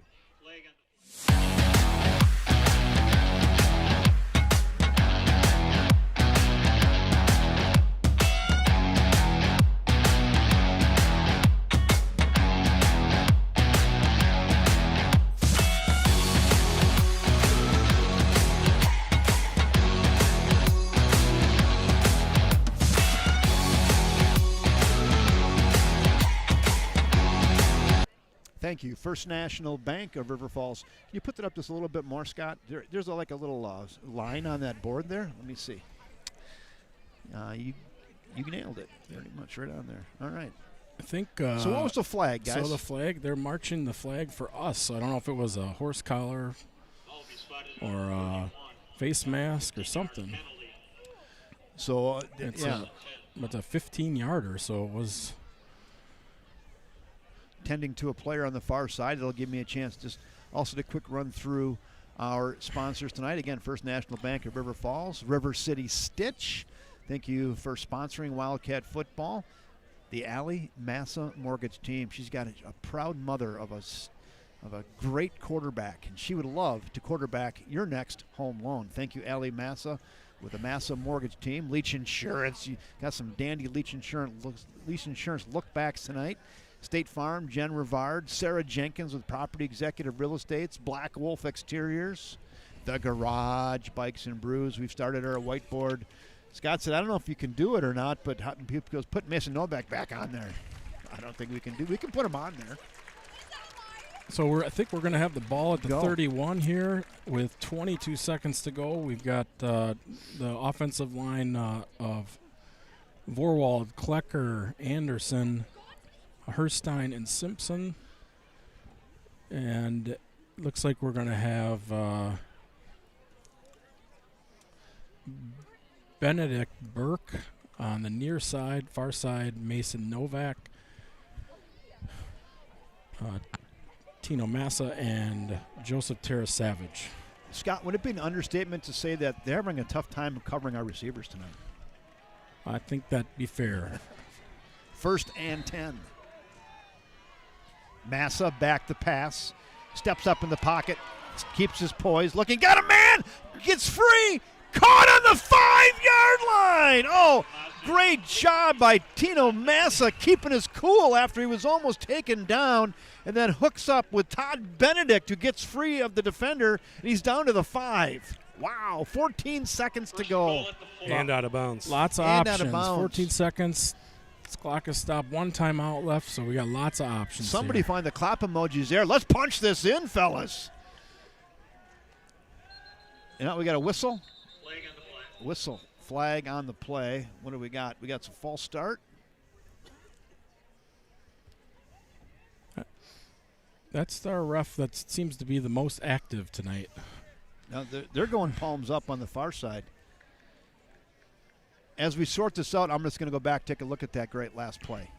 So look at this. So Massa's in trouble. He gets hit, but he keeps his poise, keeps his head up, looks down the field, and what a catch. Great job there by Todd Benedict. Penalty is against the Evergreens. Ah, that is against the Evergreens. I think it was a substitution call. They got a couple this drive. So there's 12 seconds to go, and the Wildcats, it says they have 1 timeout on the board. Is that accurate, you believe? 5 seconds. I know at home we have you down for 2, but I just wanted to verbalize I think it's 1 timeout left for River Falls. They didn't have to take one yet. Should be back to 20. I thought we had. It was 12 seconds. 14 seconds. Now it's going to 14, so. It was 14. We went to snap the ball, so they're acting like we Okay. didn't snap the ball. They got it. Okay, Right. They got all it. right. Yeah. All right, here we go. Ball's on the 2-yard line. Massa, corner end zone, up, caught. Is he in? Touchdown! Todd Benedict. Baby, Todd Benedict with a toe tap on the back end line. Massa to Benedict. That was all Massa Benedict there, the last couple plays. And the Wildcats sneak in. And they sneak in 6 more with 11 seconds till half. Wow. Careful. A lot of goodness there. It's fun when you can put points on the board fast. Like that. Wow. All right, here we go. Careful, trying to add another one here. Kick is up, and it is banged through. And Gavin Carafel with 11 seconds to go till the half gets that 7 points back and now lead the game 26-14 with 11 seconds to go till the half. I think I have that last replay. Let's go back and run it back with a Leach Insurance look back here, fellas. What do we got? Scott, what do we see here? Nothing fancy. Back of the end zone. Toe tap it down. Referee right there. Yeah, it was, I don't know, the ref was right there, and the coaches from DC Everest looked really upset, but I'm thinking they weren't upset at the refs for calling it a touchdown. We got second. We should probably go back and look at that one more time so our folks at home can play ref. Let's do it. We'll look a little closer this time, Scott. What do you see? So, nice play, nice pat. I think he got it in there. Left foot in. Yeah, and I don't know what the rules are in high school. Just one. Yeah, and if you're pushed out, is there a rule where if you're pushed out, I think it's one is one is one. Doesn't matter if you're pushed out. Yep. You need to get one in. One in. I think he got it. Yeah, Kevin, after the scrimmage this year, I texted you and said, you're going to be saying Todd Benedict's name a lot this year because he had an incredible scrimmage. I think last week, Novak had a big game. The other two guys were a little quiet just because they weren't on the field very much. We only played offense in the first half. But Todd and Charlie both having really big games. Mason having a big game tonight too. But this offense is going to be really fun to watch this year. Well, my Garage Bikes and Brews Garage Gridiron Grinder whiteboard is, I got two names towards the top of that, and one is Todd Benedict, and the other one is Tino Massa. Yeah. I mean, those are the obvious ones, right? Those are real obvious. Those right are now. the obvious. We have a 4-foot by 6-foot whiteboard, so we have a lot of room and a lot of names, but those two are floating towards the top right now. So 6 seconds left. We're going to be playing with some guys standing pretty deep here, just try to keep them out of the end zone and get to the locker room here with a 12-point lead. Prevent defense. Yep. So River Falls, 3 plays and looks like 58 yards. Wow. In 56 seconds. I like that, Scott. Rolling out, looking down the field. Big pressure. That's kind of dangerous, right? You can throw a pick there, you could get in big trouble. Heavy pressure on the backside, and that's going to, I think, incomplete. Yeah, 2 seconds left. Okay, Do it I again. thought he was ending the half with the hands over the head there, but that was an incomplete pass. Dan. He's got it. Satellites are linking up in outer space. Got that figured out. Still right coming around the corner again there, and not just about knocking that ball loose again. All right, 2 seconds. Just no penalties. That'd be good. Stelreich working his way. Heavy pressure and incomplete, and that is going to do it. River Falls 26, DC Everest 14. Pretty solid first half there for the Cats. Yeah. Just about everything going right other than really one drive for the offense, and that drive was pretty good. Went all the way down to the 10, didn't get any, but defensively, again, had one drive where Everest kind of got it going, another drive where they were able to convert on a fake punt, but other than that, defense was really solid there in that half as well. Yeah, I think we did not effectively do the Wildcat. Yeah, the little Wildcat, no QB. I think I just leave Tino Massa out there. He's doing just fine. I don't think there's any need to take him and put him on the sideline when we're on the offense. So I've got some stats from our statistician, Mr. Jenkins. I think we're mostly interested in the Wildcats here. Yeah, you so, go. Yeah, we'll go. Quarterback Tino Massa, 15 of 19. Wow. I'm surprised there was four incompletions. A great half. 2 touchdowns, 213 yards. Joseph Terra-Savage, 16 runs for 57 yards, 2 touchdowns, and one rush for a loss of 7 yards from Tino. We talked a little bit before the game started about wide receiver depth and how the running backs can also catch. We've got Mason Novak with 5 catches for 87 yards, and he was targeted 6 times. He had 5 catches and 1 PI. And 1 PI. So Charlie Burke, 4 catches for 65 yards. He was targeted 4 times. Todd Benedict, 2 targets 4 times and 2 catches for 29 yards and a touchdown. Joseph Terra-Savage, 2 catches for 22 yards on 2 targets. Thade Dreyer targeted once and made the catch for 7 yards. And Riker O'Keefe, 1 reception for 3 yards on 1 target. Gavin Carafel, 2 extra points on 3 attempts. On the kickoff return, we only ran 1 back, 20 yards for Charlie Burke. And defense, we've got Blake Schneider leading the way with 1 solo and 7 assists. Nolan Hopeful, Oliver Simmons, Anthony McPherson, Luke Anderson, all very active. All the way down the list. Thade Dreyer, Jack Larson, Charlie Burke, Austin Stelroy, Todd Benedict, all with 2 or more solo tackles. Yeah, defenses look good tonight. Again, just really 1 drive where Everest got loose, and the other one was really kind of keyed by a fake punt. But boys have played really, really good tonight. Speaking of really good, I had a long drive and drive by myself tonight here, and I was listening to something that you guys got going on at the old city of River Falls, which is the KinneyCast. Oh, yeah. I listened to Kevin's episode on the way over here. I think, Scott, you were on it too. I haven't listened to your podcast yet, but really, really good show you guys got going on there. Thanks. Yeah, Tyler Mason is our marketing director, and he does a real good job with that. He's put that together, and he'll create a real nice library of a lot of good information in time. Yeah, another big podcast that if you like football in River Falls, you should listen to, and I've just picked it up here in the last couple months. It's called The Left Hash Call, and it's done by a guy that played a little bit at UWRF, coached a little bit at UWRF. He's in Iowa now, but he's interviewed Coach Matt Walker. He's interviewed the OC, Coach Matheson. He's interviewed the DC, Coach Wissing, and he's interviewed Coach Woods. So there's been 4 UWRF coaches on his show. And if you just enjoy listening to coaches talk about life and football, it is an incredible show. What is the show again, Chris? It's called The Left Hash Call. Where can we find that? You can find it anywhere you find your podcasts, at Apple Podcasts and Spotify, all those places. All right. If you like podcasts and you like football, Left Hash Call, I really highly recommend it. Yeah, Scott's going to take a little break. I'm going to do a Wildcat trivia, Scott. Why don't you take a break then, and then I'll come right back. All right, Wildcat trivia.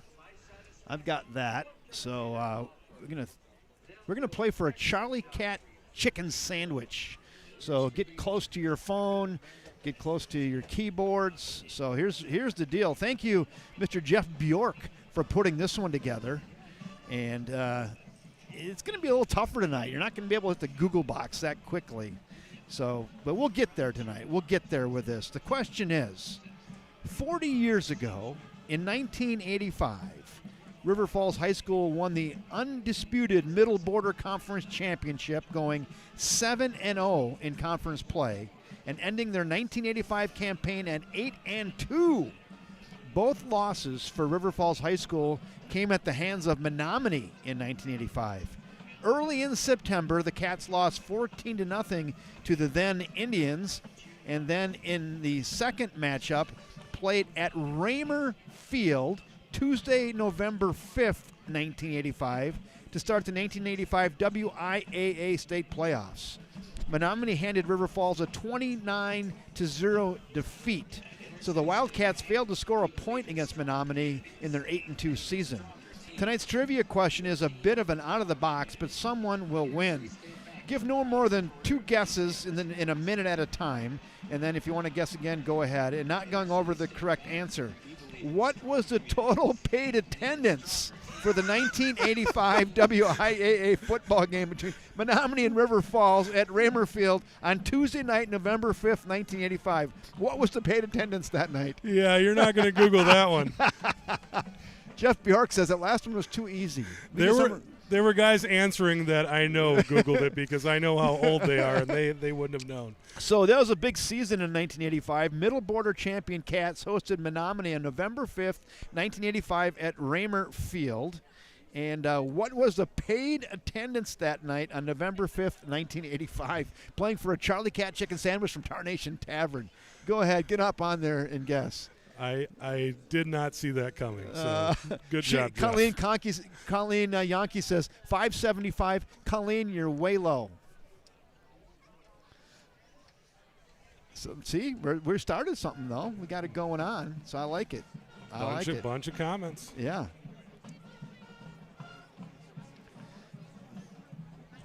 Next week we're back home, back at Raymer Field, where the paid attendance will be pretty good, I imagine. Superior making the trip down. It was so nice not to have to drive up there. Just saying. I feel like the last few times we've been there, it's been like monsoony and kind of Lake Superior weather. Right. And that stadium, the press box faces right towards the lake, and it seems to send weather our way. Lake Gitchagumi. Yeah. What was the paid attendance on for the Wildcats game against Menominee on November 5th, 1985? Colleen Yankee says 3,333. Actually, you're not that far off, but you're a little high. All right. You know what we'd like to say about that? You're in the ballpark. You're in the ballpark. Colleen Yankee, she gives the old 3,333, and you're in the ballpark, Colleen. They're playing for a Charlie Cat chicken sandwich. You know, if time is money, it might cost you more to play this game tonight and win the sandwich. Just go buy a sandwich from Fred Barr and Colleen down at Tarnation Tavern. But it's always fun to play. Jeff Bjork puts these questions together, some good information. So get on the chat section. Let us know. Give us a guess. Colleen Yankee says 3,333. I say she's a little high. Yeah, River Falls was 8-2 in 1985. So as you marinate on that, I am going to go play. Gary Langer says 2,222. Gary, you're too low. So speaking of marination, here we go. Let's in old timers. Let's play this commercial by Sarah Jenkins. Mark Jenkins, class of 73. Randy Brenner, class of 74. One to Wildcat. Always a Wildcat. Jeff Dumont, class of 71, 6 interceptions in 1 game. Dave Linehan, class of 73, back-to-back champs, 71-72. And I'm Sarah Jenkins, your River Falls Realtor. Just like these Wildcat legends, I'm all about winning for our community with the River Falls Sports Broadcasting Channel. Thank you, Sarah Jenkins. Speaking of old timers, right? That's a good commercial, Sarah. Nice job. Sarah Jenkins with Property Executive Real Estate. Proud sponsors of Wildcat football. She's a pro. She's your realtor. Give her a call for buying and selling real estate.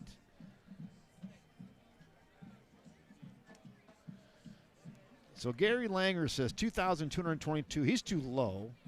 Colleen Yankee says 3,333. She's too high. You're playing for a Charlie Cat chicken sandwich. Get up on there and give it a shot. Get into the chat section. Oh, so my chat section wasn't updating. So here we go. You guys blew it up on me. So I'm going to check. Hold on. 2000. We got a lot of good guesses. Kit Lutke's a little low. Paula Flood is just a little high. The family business. Oh my gosh, you guys are really close. Just a little high. The family business. Just a little high. Kit Lutke, you're getting warmer. Paula Flood, you're just close, Paula. You're so close, Paula.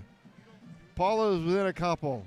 Reese Yankee, a little, now you're getting colder, Paula. You were warmer at 3,000.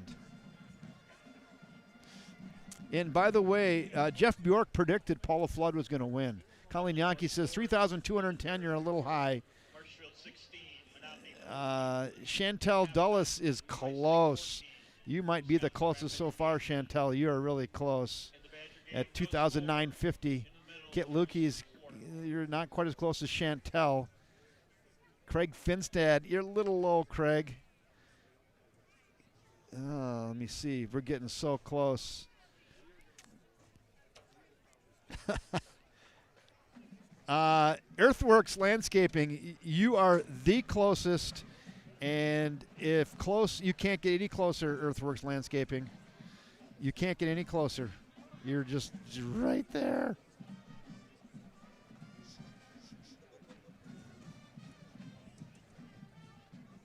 You're right there. This is fun. It's like Price is Right. So Earthworks Landscaping's been the closest. Kit Lutke, just not quite as close as Earthworks Landscaping. Reese Yankee, you're close. Luke Linehan just missed it. There it is, Paula Flood. No way. Paula Flood wins 2,966, and Jeff Bjork predicted that was going to happen on Tuesday night. He said, Paula Flood's going to win this. I just know she is. And with all these guesses, Paula Flood, you're the first person to get it. Paula Flood just beat out a few other people. Paula Flood, the winning paid attendance that night on November 5th, 1985 at Raymer Field was 2,966. So there you go. Gosh, that was kind of fun. Now we played for Charlie Cat Chicken Sandwich and Paula Flood. I think you probably have a few credits down there already, but we'll get you on there for another one. Thank you to Fred Barr down at Tarnation Tavern playing for that wonderful, glorious Charlie Cat Chicken Sandwich. Thank you to Jeff Bjork for putting the question together. He was right. It was a little tougher. And he was also right. Paula Flood was going to end up winning it, and she did. Ah, fun times. Fun times. Great football game tonight, too, as well, folks. Let's run through a few highlights with some Leach Insurance lookbacks here. Let's run through a few highlights from tonight. See if I can remember what these were. Here's one of those early pass plays. Rainbow down the near side. Oh, just out of the outstretched arms. That one, there wasn't many that missed. That one just missed Todd Benedict right there. Let's keep running through these. There wasn't many of those that just missed. That one did. Massa back again. They go far side. Oh, what a catch. Mason Novak on the far side. What a pass. What a catch. Let's run another one back right here. Holding. Look at that hold on that. And all over it. And Novak says, yeah, you're up in my chili there. Throw the flag. They did. Then they got down there. And let's see if this is the one where they punched it in. Nope. He just rolls out to his right. He got a man wide open in the flat. Caught. Tutter. Dreyer. That was Thade Dreyer on that catch there. This one was when the lights weren't on yet. That was a sack in the backfield. Nice play. I think that is Austin Stelreich working his way in there. He's getting a lot of times getting to the quarterback a lot tonight. The A-train. Another nice pass and catch there. Oh, wow, caught it. He had to go behind him to get that, but Charlie Burke with a nice third down conversion there. I think it was like 3rd and 9 or 3rd and 10. He caught it behind him and then worked his way forward for the first down. Let's run another one back here. That was a heck of a play. Then we got a man wide open. He prances in, but to our chagrin, there was a flag on the play. It came back, but on the very next play, he said, hey, let's go dial that same play up again. They do. They come back with it again, and almost the same result, but he took him out of bounds. Then we worked our way down there one more time. Why don't you hand it off up the middle to Tara Savage, who prances in for 6. That was pretty drive there. Yeah, Joey with a right really here. Nice game. And right there. Oh, nice pass, nice catch. There's Burke again. Or Todd Benedict again. Benedict had a really nice half, didn't he? He is, yeah. So what do we have here? One more, Chris. What do we got here? Nothing fancy. Oh, that's nice toe tap by Benedict right in the back of the end zone there. Poetry in motion. There it was. Hey, there's your Leach Insurance lookbacks for half one. Fun times. I was with you guys at home. I was just, all those just have a time stamp on them, so I just ran through them, and you saw them just like I did, and it's kind of fun to look back on those. Here's your halftime score. 26-14 Cats here at halftime. Yeah, great half there for the boys. But this DC Everest team last week found themselves in a big hole at halftime and really put together an incredible second half last week. And I think you're going to kind of get a kitchen sink type of look out of them here. They're going to be coming for them, trying to get something going. But if the Wildcats are able to take this first drive and go down the field, it's going to get real tough because at that point it is a 3-score game. So this next drive here could be a real big one when it comes to momentum. Is if the Cats can go down and score, it's going to make this a pretty tough game. But if Everest gets a stop, all of a sudden we're real interesting. And again, Everest played a whale of a second half last week against Rice Lake. The Warriors, they did say the score at halftime. Warriors, I believe, leading Wisconsin Rapids right now at the half, down at Rapids 16-8. So the Warriors in a little bit of a dogfight down in Wisconsin Rapids. Warriors come into this week the #1 team in the state of Wisconsin when it comes to mid-size teams. So that win last week against Everest, and obviously the last 2 years making trips down to Madison, a big part of that. But Rice Lake, a real similar situation as this Everest team was last year. They're a very senior heavy team, and a bunch of new guys making starts last week for Everest, and the same thing for Rice Lake. They do have a offensive lineman with a whole bunch of D2 looks for Rice Lake. They are a good football team, and they're kind of one of those teams that, yeah, we did graduate a bunch of seniors, but we're Rice Lake. We don't rebuild, we reload, and that's kind of seems to be their MO.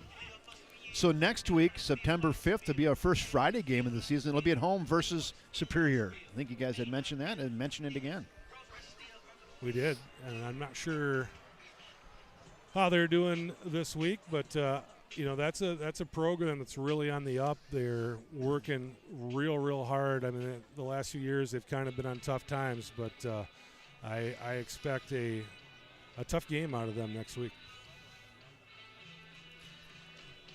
So, okay, Chris Mueller is online. He said, hey, I'm just stopping in to say hello, Kevin. He says, checking out your football coverage. He said, I need to fill the void of no more fish baseball. Yeah, Chris is a fan for our baseball broadcast. Chris, welcome aboard here tonight. This is a great football game. I think you landed on a pretty good spot on the internet. You might want to stick around a while for the second half. It's going to end up being a good one.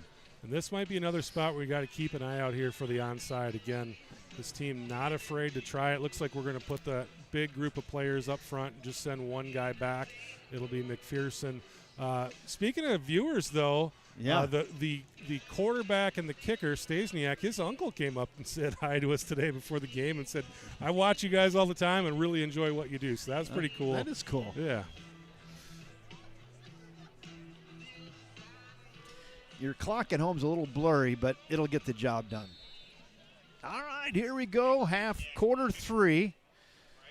Then we head to the second half. Wildcats up 26-14. That's got a pretty good ring to it. They'll receive here in half 2. Little pooch kick.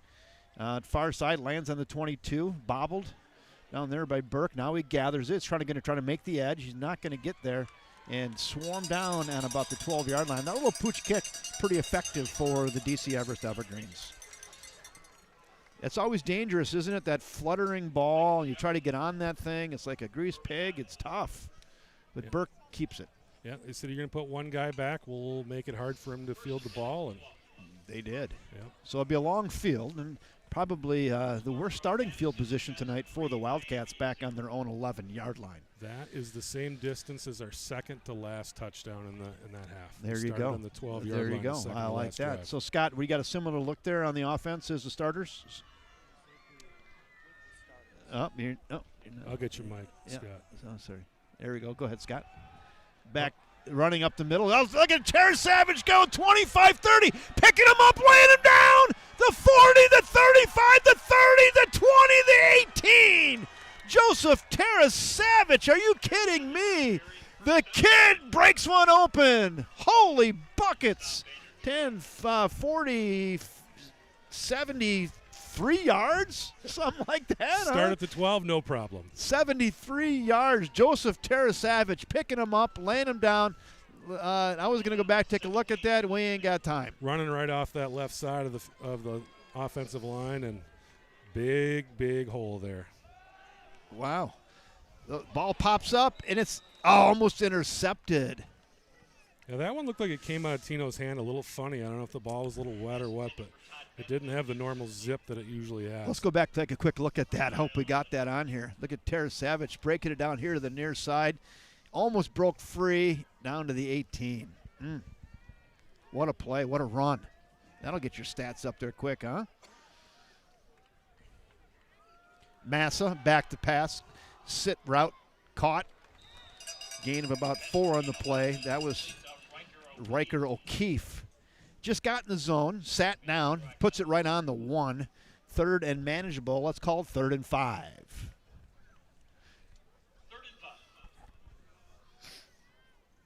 3rd and 5 for the Wildcats, looking to add to their 26-14 lead here early in half 2. We're in the 3rd quarter. Started out in the 12th. Massa directing traffic. He doesn't like what he sees right now. Back to pass. Screen. Got a man. They read it. But he breaks free. First down yardage. Get to the pylons. Trevor Bartlett. What'd they call? Is he out of bounds? Is he in? I think he's out on about the 2.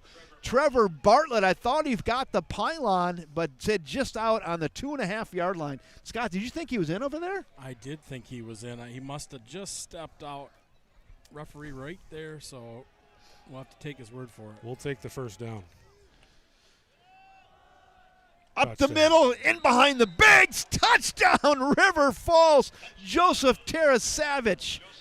Abbott's nothing fancy there. Why don't you run in behind the left side of that offensive line and just bang it in there for 6 more for River Falls. Wow. We'll go back, take a look at that after we convert the extra point here.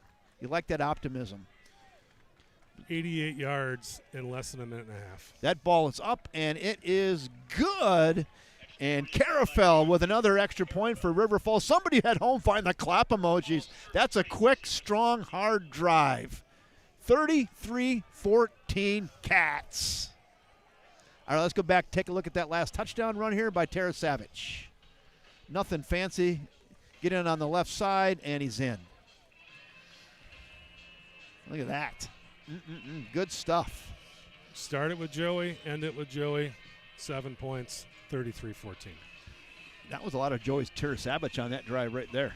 Yeah, this is a fun game to watch, and I think if you start thinking about the embarrassment of riches that we seem to have for offensive weapons here, we're going 4 deep on wide receivers and Joey Tarasavage, and then you saw T-Bar, Trevor Bartlett come in, the sophomore, almost got the promised land there. So this is a pretty happy moment for us dads to look out at that field and go, this is pretty fun. There's a lot of goodness. What do you do as an OC? Well, we could do this. Well, that worked really good. Well, that worked really good too. That worked really good too. So I like the score, 33-14, but there is a lot of football to be played yet tonight. Yeah, that's the trouble with the quick score. A lot of game left. Clock out there forever. Somebody find the clap emojis, would you? There we go. Chris Mueller, he found them. He knows where they live.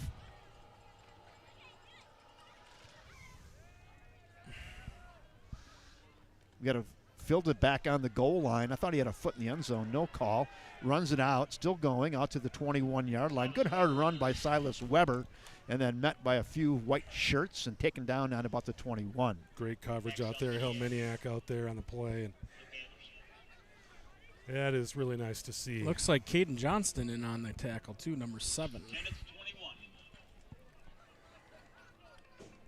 We have somebody lobbying for Thade Dreyer as player as the garage grinder of the game.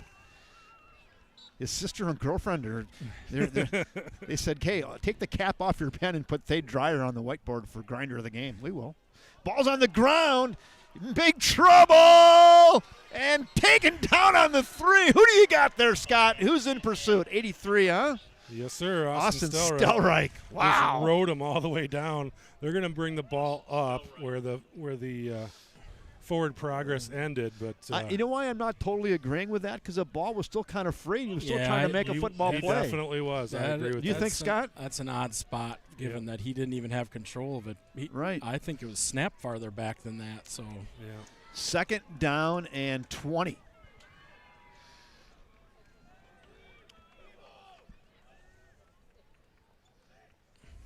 They're just going to hand it off up the middle, make a tackle.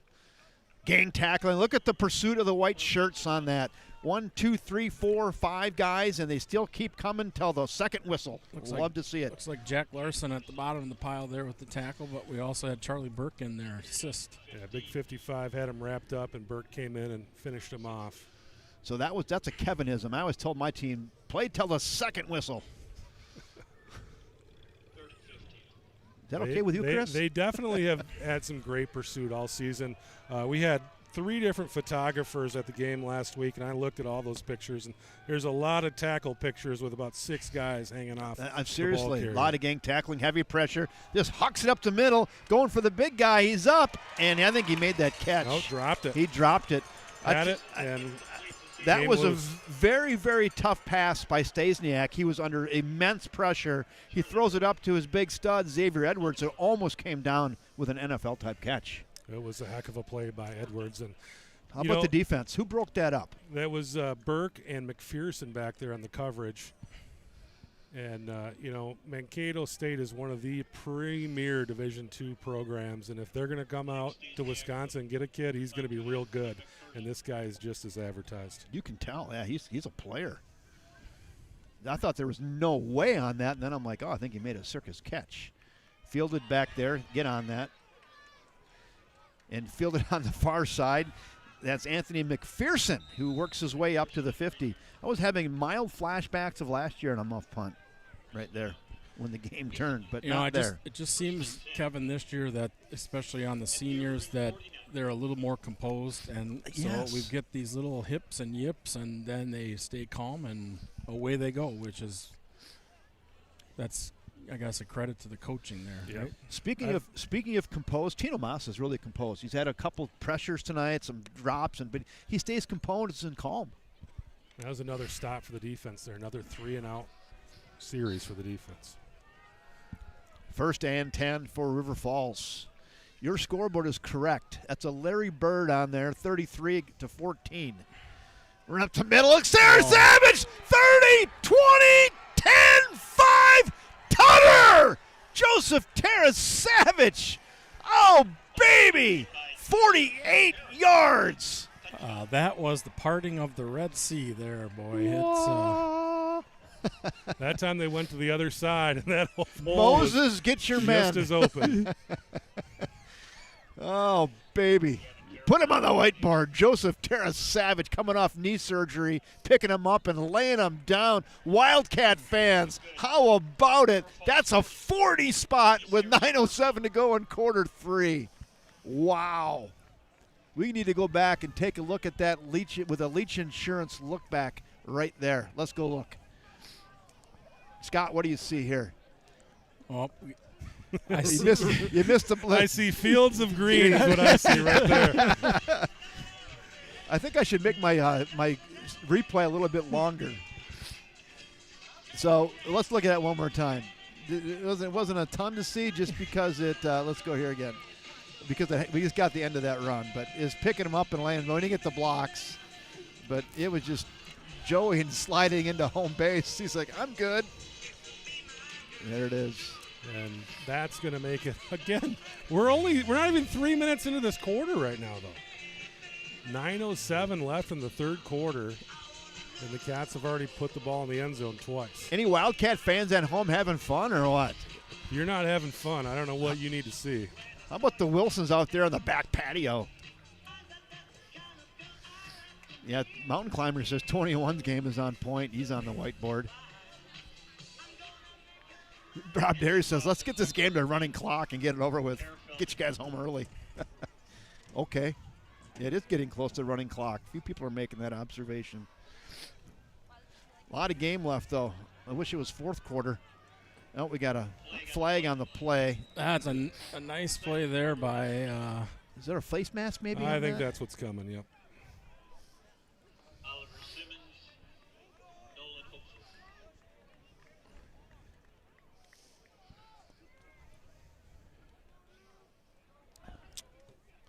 No, they're backing it up. Yeah, I think it was a face mask on them. Defense. Wow. Yeah, our guy did get spun. Yeah, I saw somebody spun around. Caden Johnson again down there. Let's see. That's who I got. Number 7, Caden Johnson. You don't see that very Got often. down there, got a foot, and then I think they hooked him right across the face mask there. Looks like the same defensive. They got a man over the middle. That's caught. Bankston there. Bankston, number 22, gets in through down the seam. They get it up to him, and it's a pretty big gainer right there, about 30 yards. Yeah, the Cats have been bringing the house, and I think DC Everest just let him go right by and just threw it right over the top of the defense, and there was nobody there. James Linehan says, Terry Savage is looking like he wants to beat out the all-time Wildcat rushing leader, Jerry Jorgensen from 1947. Maybe. Nice reference. Back to pass. Here to the near side. Caught and a hookup. Nice catch to Xavier Edwards. I wish there was 8:22 left in the fourth quarter. I'd feel better. That would be a little better. This Everest team They're starting not to put bad. it together here. They're a good football team. They are a very good football team. I think 40 might do it, but I'm not confident it's going to do it. How about that? That's a big number. I'd really like it at 47. I'd feel Yeah, real good. But yeah. I think we're good, but at 47, I'd feel real good. Yeah, right? Burn some clock. A lot of scoring tonight. These teams both have a good offensive attack. Man in motion. This time they're going to hand it off. Little juking, little jiving, little stutter step in behind the blockers. Nice run there by Corbin Enzenroth for the Evergreens. He moves it forward for about 5. It'll be 2nd and 5. A couple changes. It looks like Josh Jenkins in at one of the ends, and number 99 Charlie Lee in the game. Thank you. They sneak in on us. 2nd and a long 4. You can call it 5. Sweep here to the near side, being pursued. Got a hold of the shirt. Stelreich again. I got Austin Stelreich on the whiteboard. He's having a nice game, isn't he? Yeah, the Everest coach wanted a horse collar there. He was up high. Yeah. He's fast. He is very fast. And I don't think we caught it. I think we signed off before the boys did it. But Austin Stelreich and Thade Dreyer did a backflip on the field last week when the game was over. Missed it. Lost a few yards on that play. It's going to be 3rd and probably 7. Back to pass again, looking. Got protection. Steps up in the pocket, going for the home run ball. Nobody's really open, and just knocked away. Helmeniak trying to get his hands underneath of it. Good safety coverage, good safety help to come over on help with that as well. Yeah, Charlie Burke in there, but Helmeniak, the linebacker, way down the field in coverage there, and actually really nice coverage by Max Helmeniak. I'm going to guess that the Evergreens are going to go for it here. They can't afford at this point to turn it back over to the Wildcats. Yeah, with the football on the 45 too, they're going. Let's see if they go back to Bankston and that little seam play over the middle. That worked pretty well last time, but it's going to be tough because he's not in the game. Or he is in the game, I guess. He's here on the near side, split out. Back to pass, looking, rolling, looking for a guy, still looking. Got to throw it in tight coverage, and that's over the head of the intended receiver, Mason Hine, over there. And doesn't matter. They are going to turn over on downs, and the Wildcats defense holds again. Fellas, is that the 3rd hold tonight for the Wildcats in turnover on downs, if I remember? They've been solid all night. I wouldn't surprise me. I think it's the 3rd time that's happened tonight. They've held them on and turned it over on downs. Yeah. Now you wonder, you just can't turn it off as a Wildcats. So Kevin and I, we talked on the way here about that drive we saw. I don't know when it was, but took the whole quarter. That game. was against Superior about 4 years ago. The whole third quarter drive in one play into the 4th quarter. Yeah, you need a couple of those now. Yeah, I think you're going to get a heavy dose of Terra Savage here. And maybe a little Bartlett. Well, here's a spoonful right here. They know that's coming, but it's clock now too, right? Right. You might exchange 4 downs for 4 minutes. if you can get it there. There's maybe an injury on the field. There is now. That'll give me 1 second just to quickly run through our sponsors again. First National Bank of River Falls. River City Stitch, established in 2007. They're your home to all the Wildcat gear. Come on down and get your gear down there. How about the Allie Massa Mortgage Team? She would love to quarterback your next loan. Thank you, Allie Massa and the Massa Mortgage Team. Leach Insurance, Jen Rivard with State Farm Insurance. Sarah Jenkins with Property Executive Real Estate. She can be your realtor. And Black Wolf Exteriors and the Garage Bikes and Brews for the coveted Grinder Award. We've got some candidates working the whiteboard tonight. Beautiful night. Let's check the weather bug. Like 64 degrees. Beautiful. I have my pick for the whiteboard. Okay. You got a headset on tonight, so you can have a say in it. Joey. Joey Terra-Savage breaks it to the outside. I think he gains 8 on the play there, fellas, and it's going to be 3rd and short. And, over the 50, I think you got 2 downs to make a 1.5 yards with that big offensive line. I think you go for it twice here if you don't get it, huh? Let's just get it. Let's just get it here. They're going to run in behind the bigs on the left side. And they're going to be really, really close. What do you think? They got it? Novak says we got it. Different spots by the two. Uh-oh, there's a man down. Joey. I think that's Joey.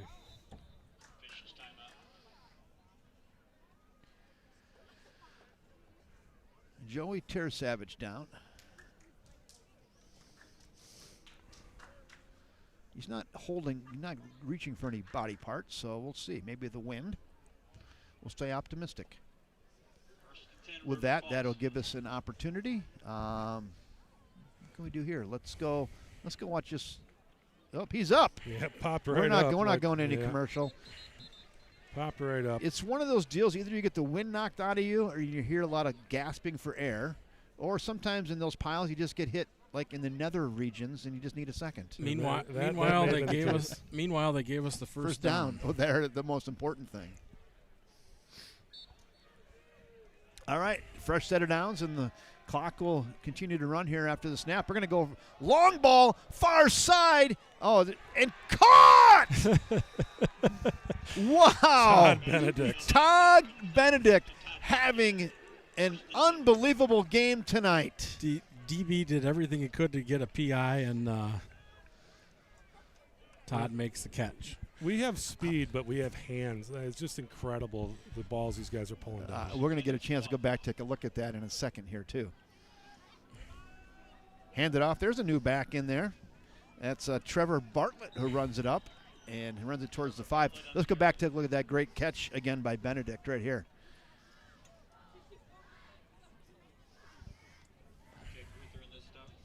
I mean, that's good coverage. And Benedict turns around, faces the ball, and reels it in. That's a nice play, isn't it? It's a great play. 1st and goal from the 5. Terra-Savage back in the game, bangs it up in the middle, gets down to the 5. It'll be 3rd and goal from the 5-yard line.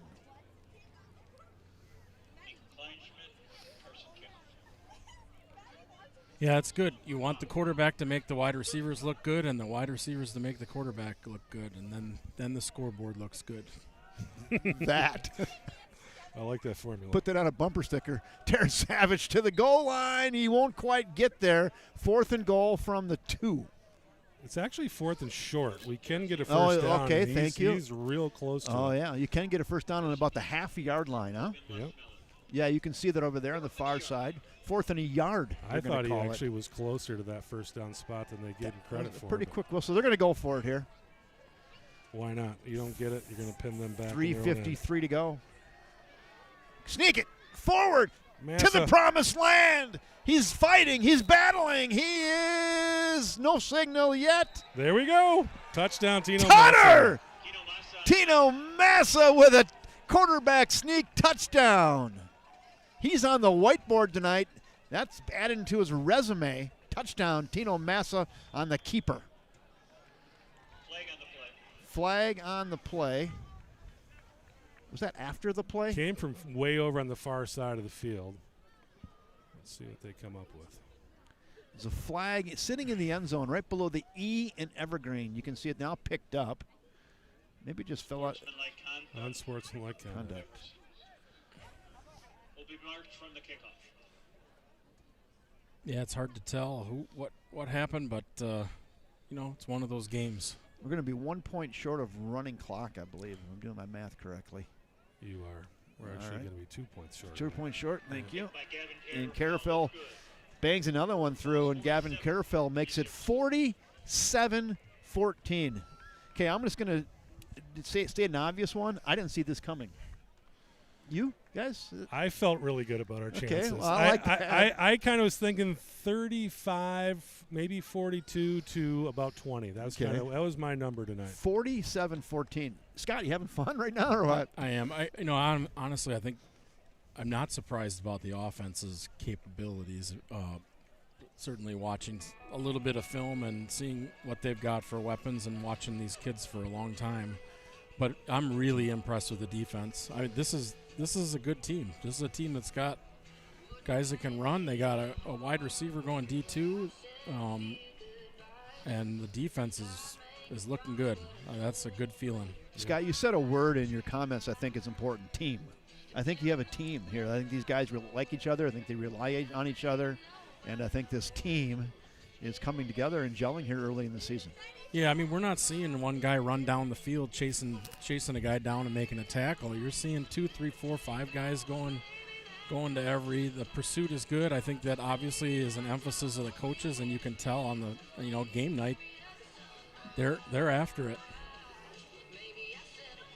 Yeah, I think a lot of focus too. That's what I'm hearing at practice. Just a lot of focus and a lot of just kids are there. They want to win football games this year, and I think last year these kids got that bad taste in their mouth, and they don't want it back.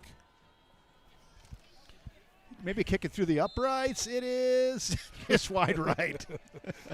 After the penalty, kicked it from the 45. That would have been a 55-yarder, and that was almost good. The kid's got a leg.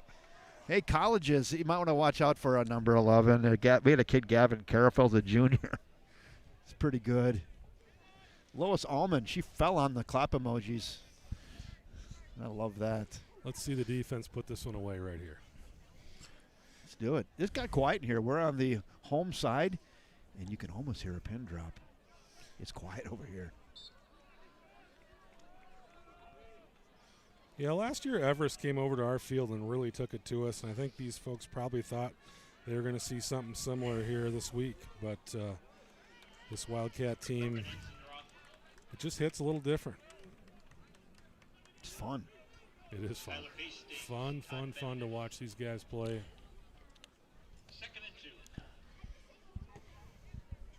Second down and 2. It's all a clock thing right now. Chris, you wanted the 47. You got it. I feel good about it. I like our chances right now. Crossing route. That's a high throw. Pretty high hit. Kind of incidental. That was intended for Andrew Bankston. We did run a little clock there in that last drive, too. Yeah. 3:06 right now. Stopped after the incompletion. Big third down here. Third down and 2 for DC Everest. Wildcats up 47-14 with 3:06 to go here in quarter 3. Little delayed handoff, counter play. That's the same play they ran in the very first play of the game. It worked then, it worked now.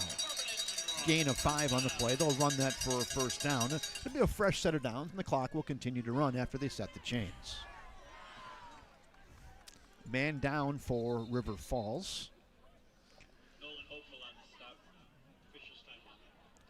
Official timeout.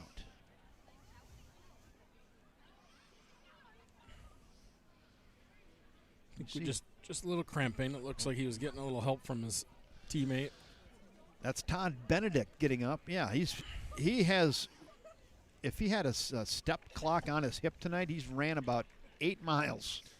So I was thinking maybe that was what was going on with Joey too. I mean, he had 2 straight drives there with 2 really big runs, and that could have been the case with Joey there when he went down. I pulled a hamstring watching him scamper on that 55-yarder. Man, that kid run it. Quick high snap. Play action, crossing route. Almost picked off! Oh, again, and tipped in and out of the hands. That's Nolan Hopeful, who had a shot at it. It went right through his hands. It was tipped up in the air, and there was a couple other Wildcats who had a shot at it as well. Now there's a flag on the play. Let's see. Hopeful had a pick last week and just about had one there. And speaking of Carafels, Mr. Joe Carafel is he's running our scoreboard. He's on the flag thing tonight, too. That was really good, Mr. Carafel. Nice work. Or maybe he's got his wife on it. Maybe it was Christine on it, too. I don't know. Yeah, I think that was an interesting, just kind of watching number 1 because he's obviously one of the talented players there, and we kind of played off of him. And then as soon as he crosses the line, we brought somebody in. I think the quarterback thought he was going to have another quick one. Another high throw. Those high throws over the middle isn't like the call for, they call that the buddy pass. Here you go, buddy. And you throw it where you got to reach up and your whole body is exposed. Oh. Yeah, I think sometimes. that's the product of a bunch of pressure all night. I'm just trying to get that ball out of there. He has no time. There's just great pressure by that defensive line. I can't stop watching Stelreich. The kid's quick. Handoff up the middle. A lot of pressure. Nowhere to go. Who's on the tackle there? 44. Hastings. Hastings and Dreyer in there.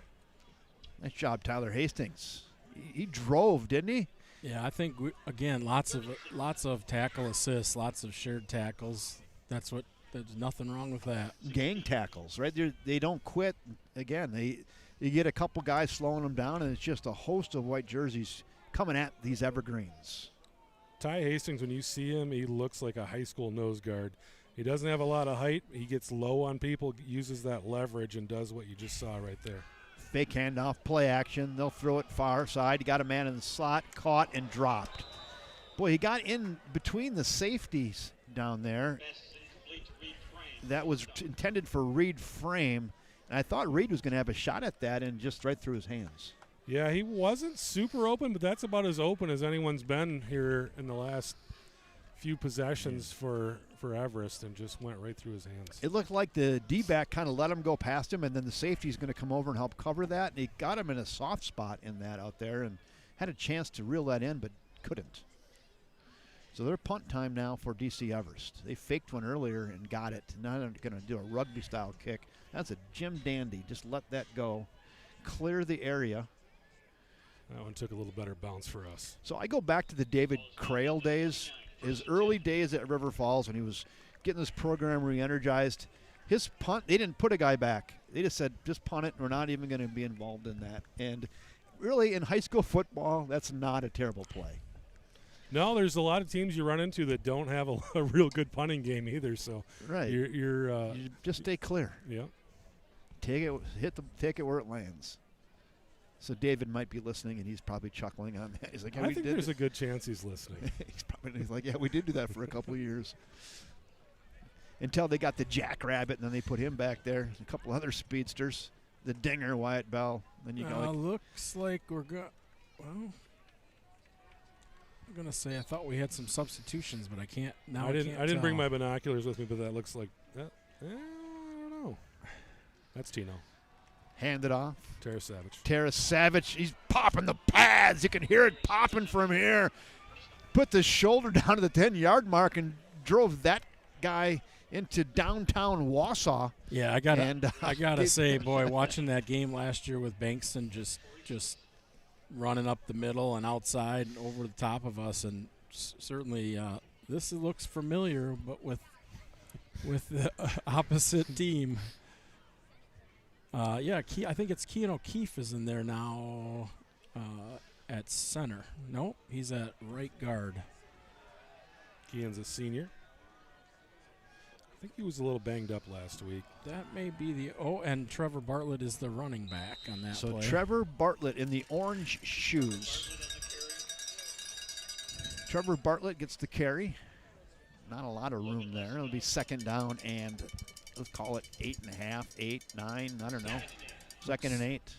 Also checking in 88, Chase Radloff. Looks like just brought 77. 77, which I do not have on my roster. 77 is not on the bingo card. That a pretty clean uniform too. I thought the backup left tackle is McKeon, but yeah, that could be McKeon. Bartlett. Look at Bartlett. Someone hit the control B button on the end of that little spin for another 3 yards. And Bartlett is running hard.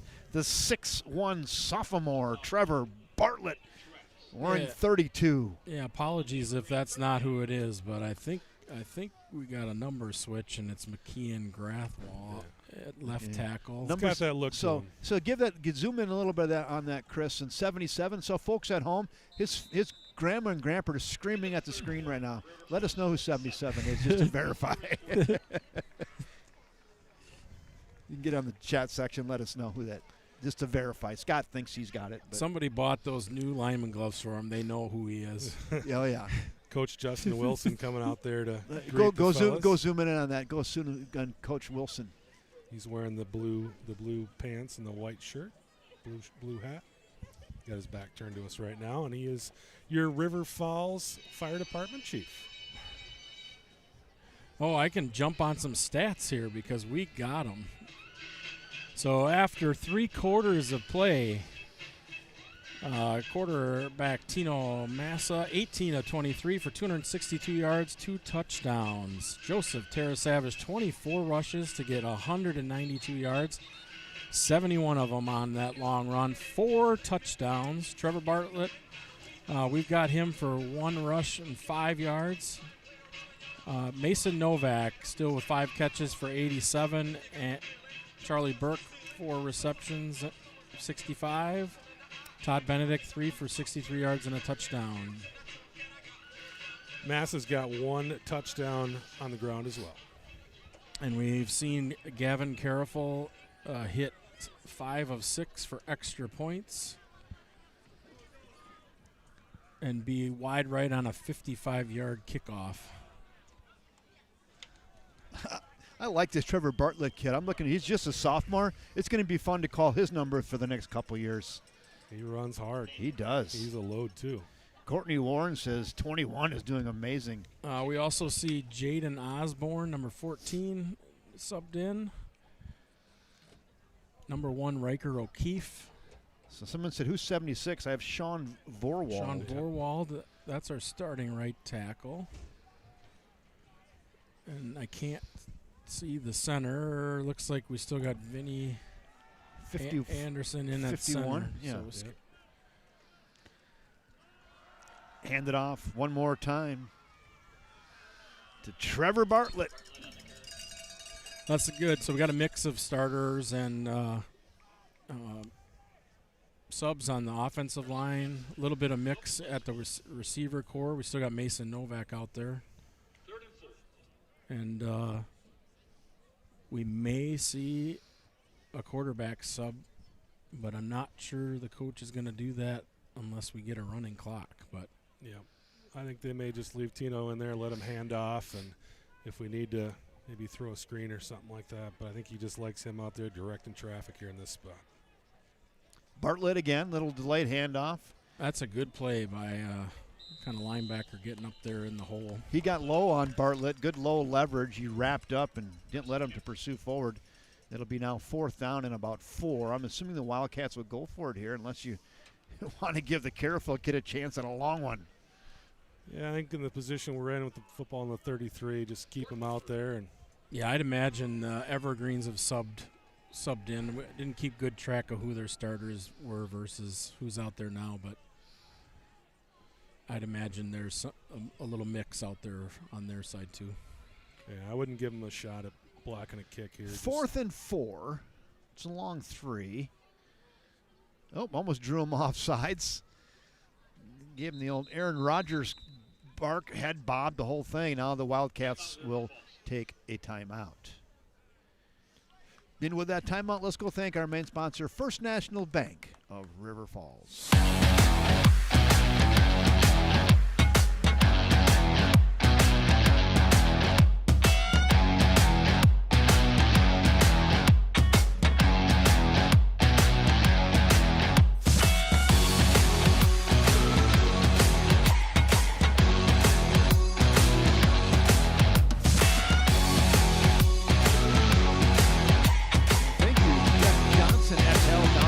National Bank of River Falls. It's over there in Prescott. They're downtown River Falls.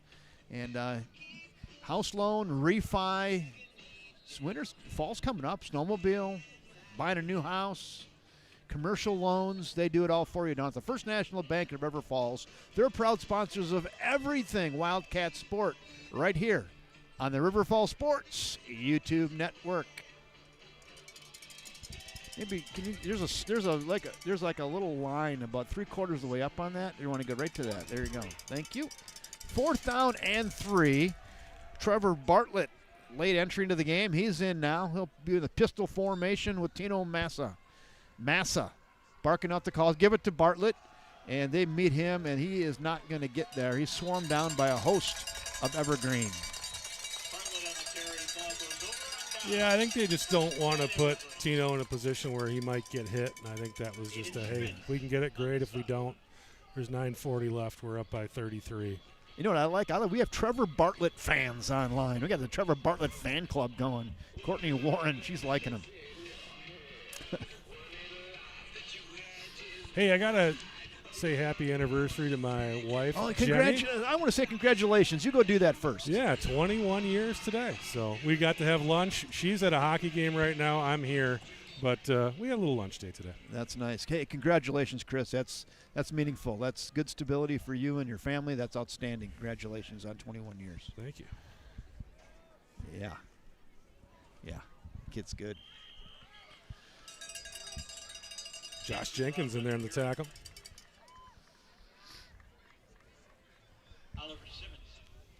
Anthony McPherson's having a nice game tonight. 2nd and 4. Yeah, he's one of those guys that Scott was talking about earlier that's been on the field wearing a varsity uniform every night since his sophomore year. Very, very experienced player in that defensive backfield for this Wildcat team. Hudson 23, Wausau West 14 at the half. Final Hudson 30. Let me see. I'm going to go for his Hudson final 30. Hudson 30, Wausau West 14. So Hudson gets a win tonight. Yeah, I think Anthony in this defense, which is fairly complicated for high school defense, you got the quarterback of the defense out there. Anthony's making the calls, and you've seen him switching guys around and moving linebackers from one side to the other and letting DBs know who's up and down and back. And so I think I'd put him on the whiteboard. I would. Matt Tiffany just checked in, number 33 here down, corner on your near side. See him. Tiffany on pursuit. No, that was Telrick on pursuit again.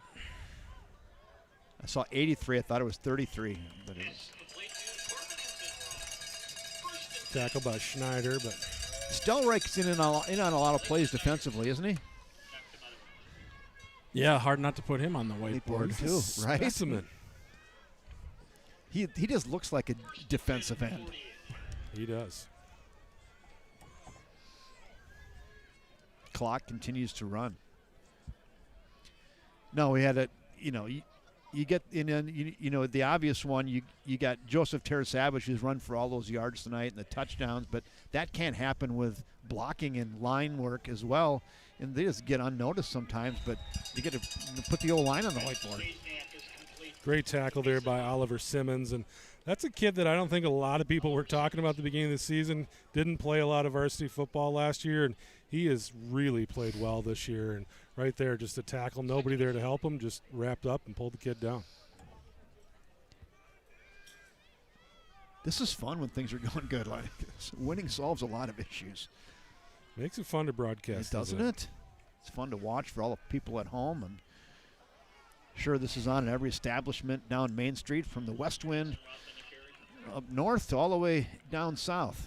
And there's a textbook tackle there. Charlie Burke, just the old gator roll there, and pulled his man down. 3rd and 2.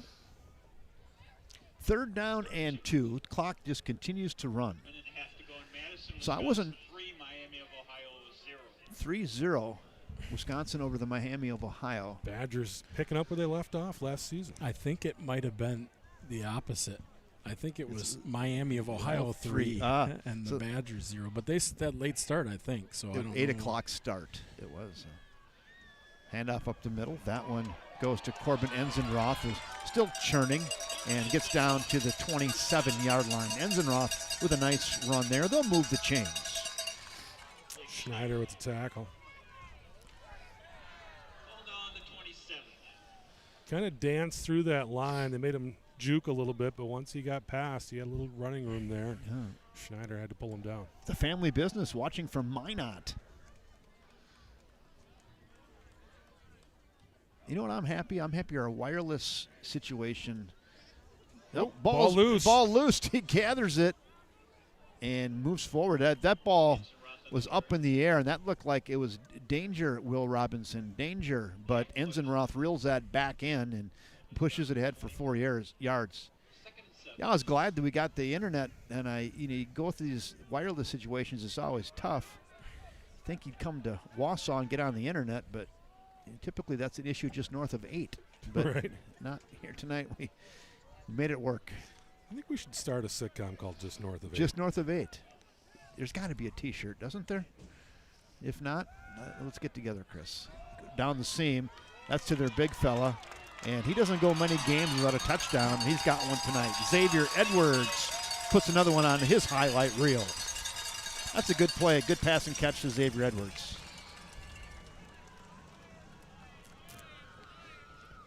Craig Finstead said the Badgers do lead 3-0. Okay. He's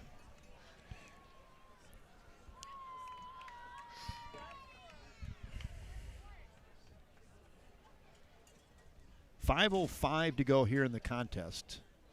Evergreen's looking to make it a 21. Same as your anniversary date, Chris. There we go. Anniversary years. I said my marriage is finally old enough to order a drink.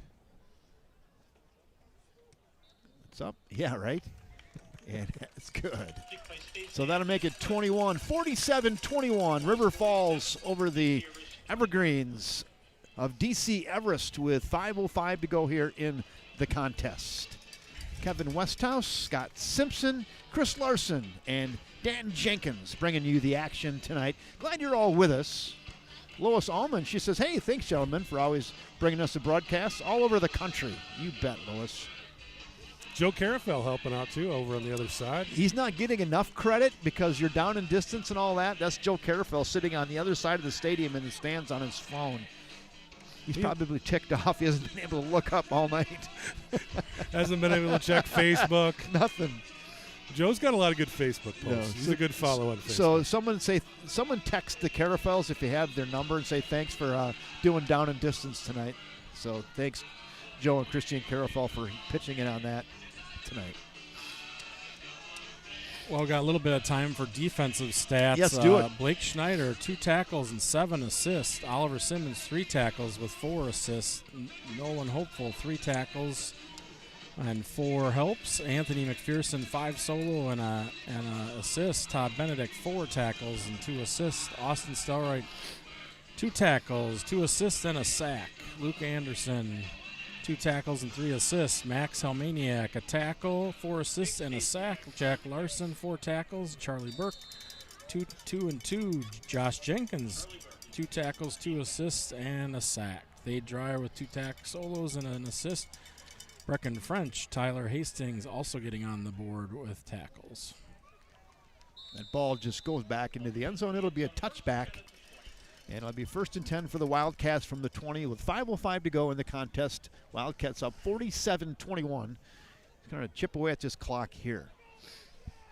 Yeah, a lot of Trevor Bartlett on the menu here for this drive. Yeah, I think we'll do our best to get the names, but that. Scott, can you hand me that microphone right there? I just want to make sure it works. I might need that.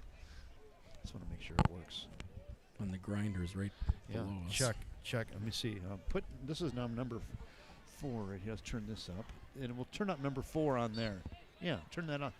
Check. Oh, yeah, that works real good. Velvety. Velvety. All right, so here we go. 1st and 10. Flipped out to the far side. Little wide receiver screen. Juking, jiving, dancing, slicing, dicing for 11. Riker O'Keefe over there getting it done for the Cats. That'll move the chains. And unless you're planning to be a hurdler here, Kevin, you might need 4 minutes and 49 seconds to find your way onto the field. Right, I was kind of eyeballing this. I don't know. It's like as the crow flies, it's right there. I don't know how I get there from here, though. Go to the left. That gate can open. That's where the kids have been coming down. There's a gate, but also understand you're going down a wet, grassy hill. So and you got those fancy shoes on. So I'm going to high step it when I get down there. You watch. That's where I pulled a hamstring.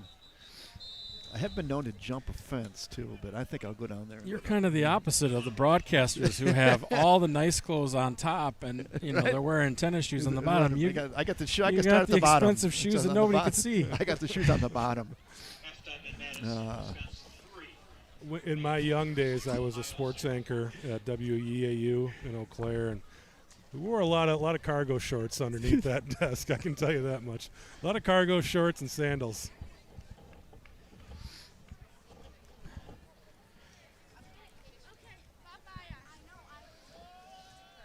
Well, it makes it a little easier to drive 2.5 hours. Right? It's a fun bus ride home, right? I feel very relaxed right now. There's not a lot of stress.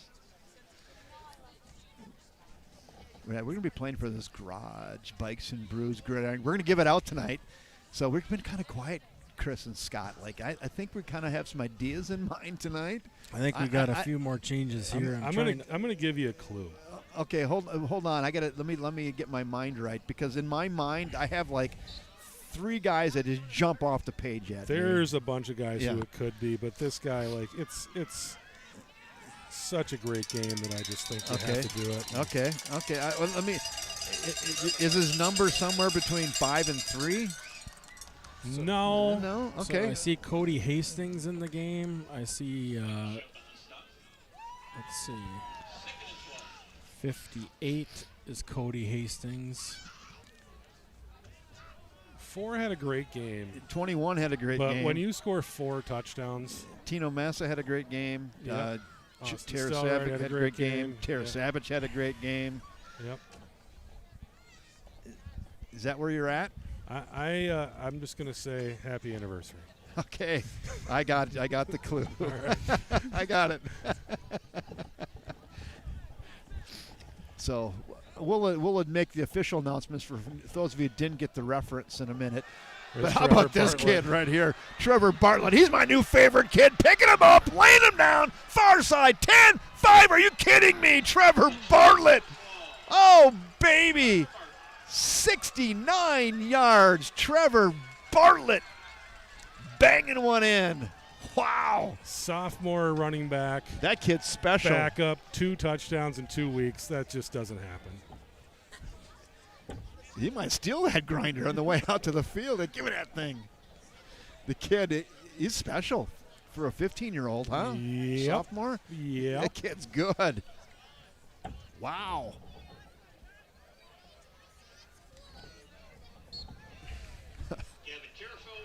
Carrierville with an extra point, and that'll make it 54-21. Well, last week I think was a great game, but I think a lot of people said, well, we're not really sure what Wisconsin Rapids has. I don't know what they have, but I know what we got. This was a statement right here. This was a statement tonight to come on the road here against a really good Everest team and just, dominated this football game tonight. Well, I don't know what Everest has, but I know what River Falls has. They have very deep running back situation. They have a very good quarterback situation. They have some receivers who can catch and run. They've got some defensive ends who are extremely fast. An offensive line Was that a bat or is that what was that hit us? An offensive line that can block and blow guys out. That's a pretty good team. Defensive backs that cover receivers and linebackers that tackle. Yeah, I don't think we should underestimate, just about every aspect of the game. Look, kickers. Good. I mean, kickers. Yeah. And aside from that last touchdown catch, kind of shut down Xavier Edwards, and the only question that was with some subs in the. We didn't have the regular DBs in, and so yeah. Hey, Dan, can you get us some statistics on number 21? The only question mark I have, Kevin, is do we have a punter? We don't know. We don't know yet. We have not punted this season. We don't know how good our punter is. Let's keep it that way.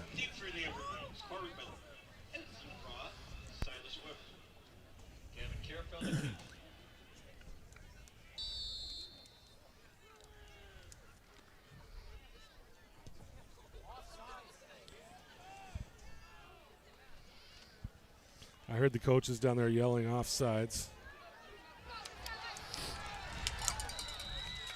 I don't know if they called it, they would have declined it anyway. 3.5 to go here. And the Cats with a 54-21 lead. And I'm going to go ahead and I'm going to announce the Garage Bikes and Brews Garage Grinder of the game. And we had a whiteboard just absolutely chocked full of candidates. Could have been a lot of guys. It could have been a lot of guys, but when I give you the statistics on our winner tonight, Mr. Joseph Tarasavich, you're going to go, oh yeah, he probably deserves it. He carried the ball 25 times, 209 yards. He averaged 8.4 carry. He had a long of 71, and he had 4 touchdowns. Yeah. I really liked Tino's game tonight, and I was going to say Tino, and then when I heard 4 touchdowns, I'm like, it's got to be Joey. He averaged 8.4 a carry. Yeah. So I want to hear about his knee. I want to hear about how he feels. His team. If you can do that, average 8 yards a carry with your running back, you're going to win a lot of football games. Yeah. So we're on running clock now. So what I'm going to do is, fellas, I'm going to. Cade Christensen in the game. We've got. Got to turn around, guys, if I can't see you. French is in there. Brecken. Asher Amison is in there. Wayne Amadon just made the tackle here in the last play. I see 7, Caden Johnston. 13 is Lane Amadon.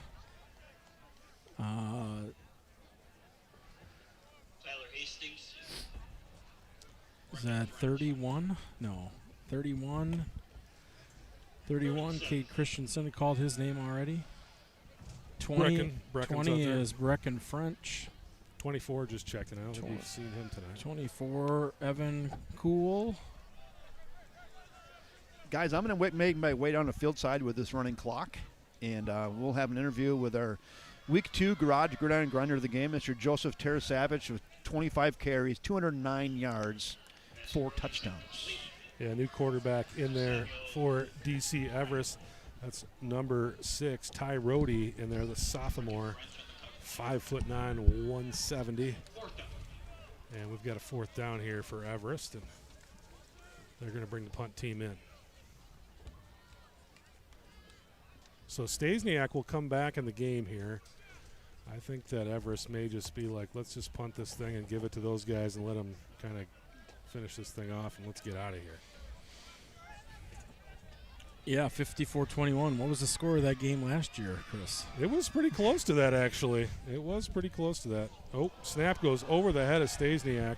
He's running back for it, picks it up, gets the kickoff. Nice play there by Stasiak. And that one's going to take an Everest bounce. I heard the Wildcat coaches saying, get away from it. That's fine. We'll take the ball at the 15 here and just go out and run this one out. Everest does have all three timeouts left, but I'm guessing at this point in the game they're probably going to be happy just to see us run this clock out here. 1:48 to go. Quarter number 4. Kevin making his way down to the field to give the award to Mr. Well, we'll If you haven't been listening, we'll keep it a secret here for just a few more moments. What's your guess, Chris, on its score last year? I'm going to say 53-26. It was 51-26. So I'll flip the script here this year, and it was a good start to the season, and I think we made it through healthy, and that's a big important thing also. Handoff up the middle. Cats with a new quarterback in there as well. He gave it to Bartlett. That's Colton Nesbitt in there taking snaps for the Wildcats. And I didn't watch the JV game, but I talked to a couple people who did, and they said Colton looked really good in that JV game, just really throwing the ball around and had a good game. Looks like Lattimore in. Let's see. Is that 10? 28. Zach Faulkner in the game. Zach's a senior. Getting in there at tight end. I coached Zach several years in youth football. Just a really, really fine young man. Great family. We'll hand it off. Get about a yard or two. I'll bring up 3rd down and 5, and clock rolling. 46 seconds left. So the Cats are going to let this thing. So I don't know if Trevor is T-Bar, is number 10. Is he J Lat or J Moore? I'll go J Lat. Those are good running back names. Cats in the victory formation here. They'll just kneel on this one, and that'll be all she wrote. 25 seconds to play. Clock rolling, and Everest looked like they got 3 timeouts, but they're like, let's just call this a day and hopefully not get anybody hurt, and everybody comes back next week. Both teams will start their conference schedule next week. Cats will be at home against Superior, and DC Everest will head down to Wisconsin Rapids and take on the Red Raiders. So 50. Can you give me a thumbs up there if you got me? Good. Yeah, we got you, Kevin. Well, Kevin's made it down the hill, so that's good. Scott, why don't you give us some stats? I'll give you some stats. Tino Massa finished 20 of 25 for 284 yards with 2 touchdowns. Joseph Terasavage, 25 rushes for 209 yards and 4 touchdowns, long of 71. Trevor Bartlett, 10 rushes for 102 yards, 1 touchdown. Tino Massa, 2 rushes for -4. Mason Novak, 5 catches, 87 yards. Charlie Burke, 4 for 65. Todd Benedict, 3 for 63. Riker O'Keefe, 4 for 30. Todd Benedict with a touchdown. Joseph Terasavage, 2 for 22. Trevor. Hey, let's go to Kevin right now. He's got Joey. Hey, guys, they got me upstairs. We're good to go. Hey, I'm a Joseph Terasavage. Joey, what a game tonight. Was this what you were expecting on your way over here? Yeah, honestly, I did expect something like this. We have a very solid team this year. If you want to plan for the run game, we'll throw it over the top with Mason Novak. If you want to play for the pass game, we're going to run the ball down your throat. That's just how it's going to go all season. I don't care who you are, what you think you can do against us. That's just how it's going to go. I like that team. You guys got a pretty good team this year. Talk about team. I mean, oh yeah, it was a little bit rocky after last season. The doubts were there from everybody in the BRC, but we just canceled that noise out. We didn't care. We grinded all winter, all spring, and we came together in the fall knowing what we're made of. How does your knee feel? Leg feels great. Broken leg don't hurt no more. I mean, we back.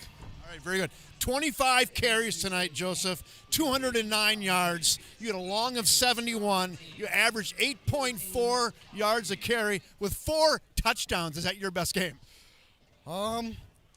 It might be close with a freshman year game where I had 8 carries for 226 yards and 4 touchdowns. But I think it means a lot more on varsity against this kind of a team. Well, I'll tell you what, you looked healthy. You looked great. Your offensive line block, great for you. The receivers are catching the ball and yards after catch. What a great fun game over here tonight in DC Everest. Absolutely. You are tonight's Garage Gridiron Grinder of the game right there, engraved on that. Congratulations, son. I get 1 pop on the shoulder pads right here. Great game. And we're going to take this right back upstairs to Scott Simpson. All right, Scott, you can finish off those stats.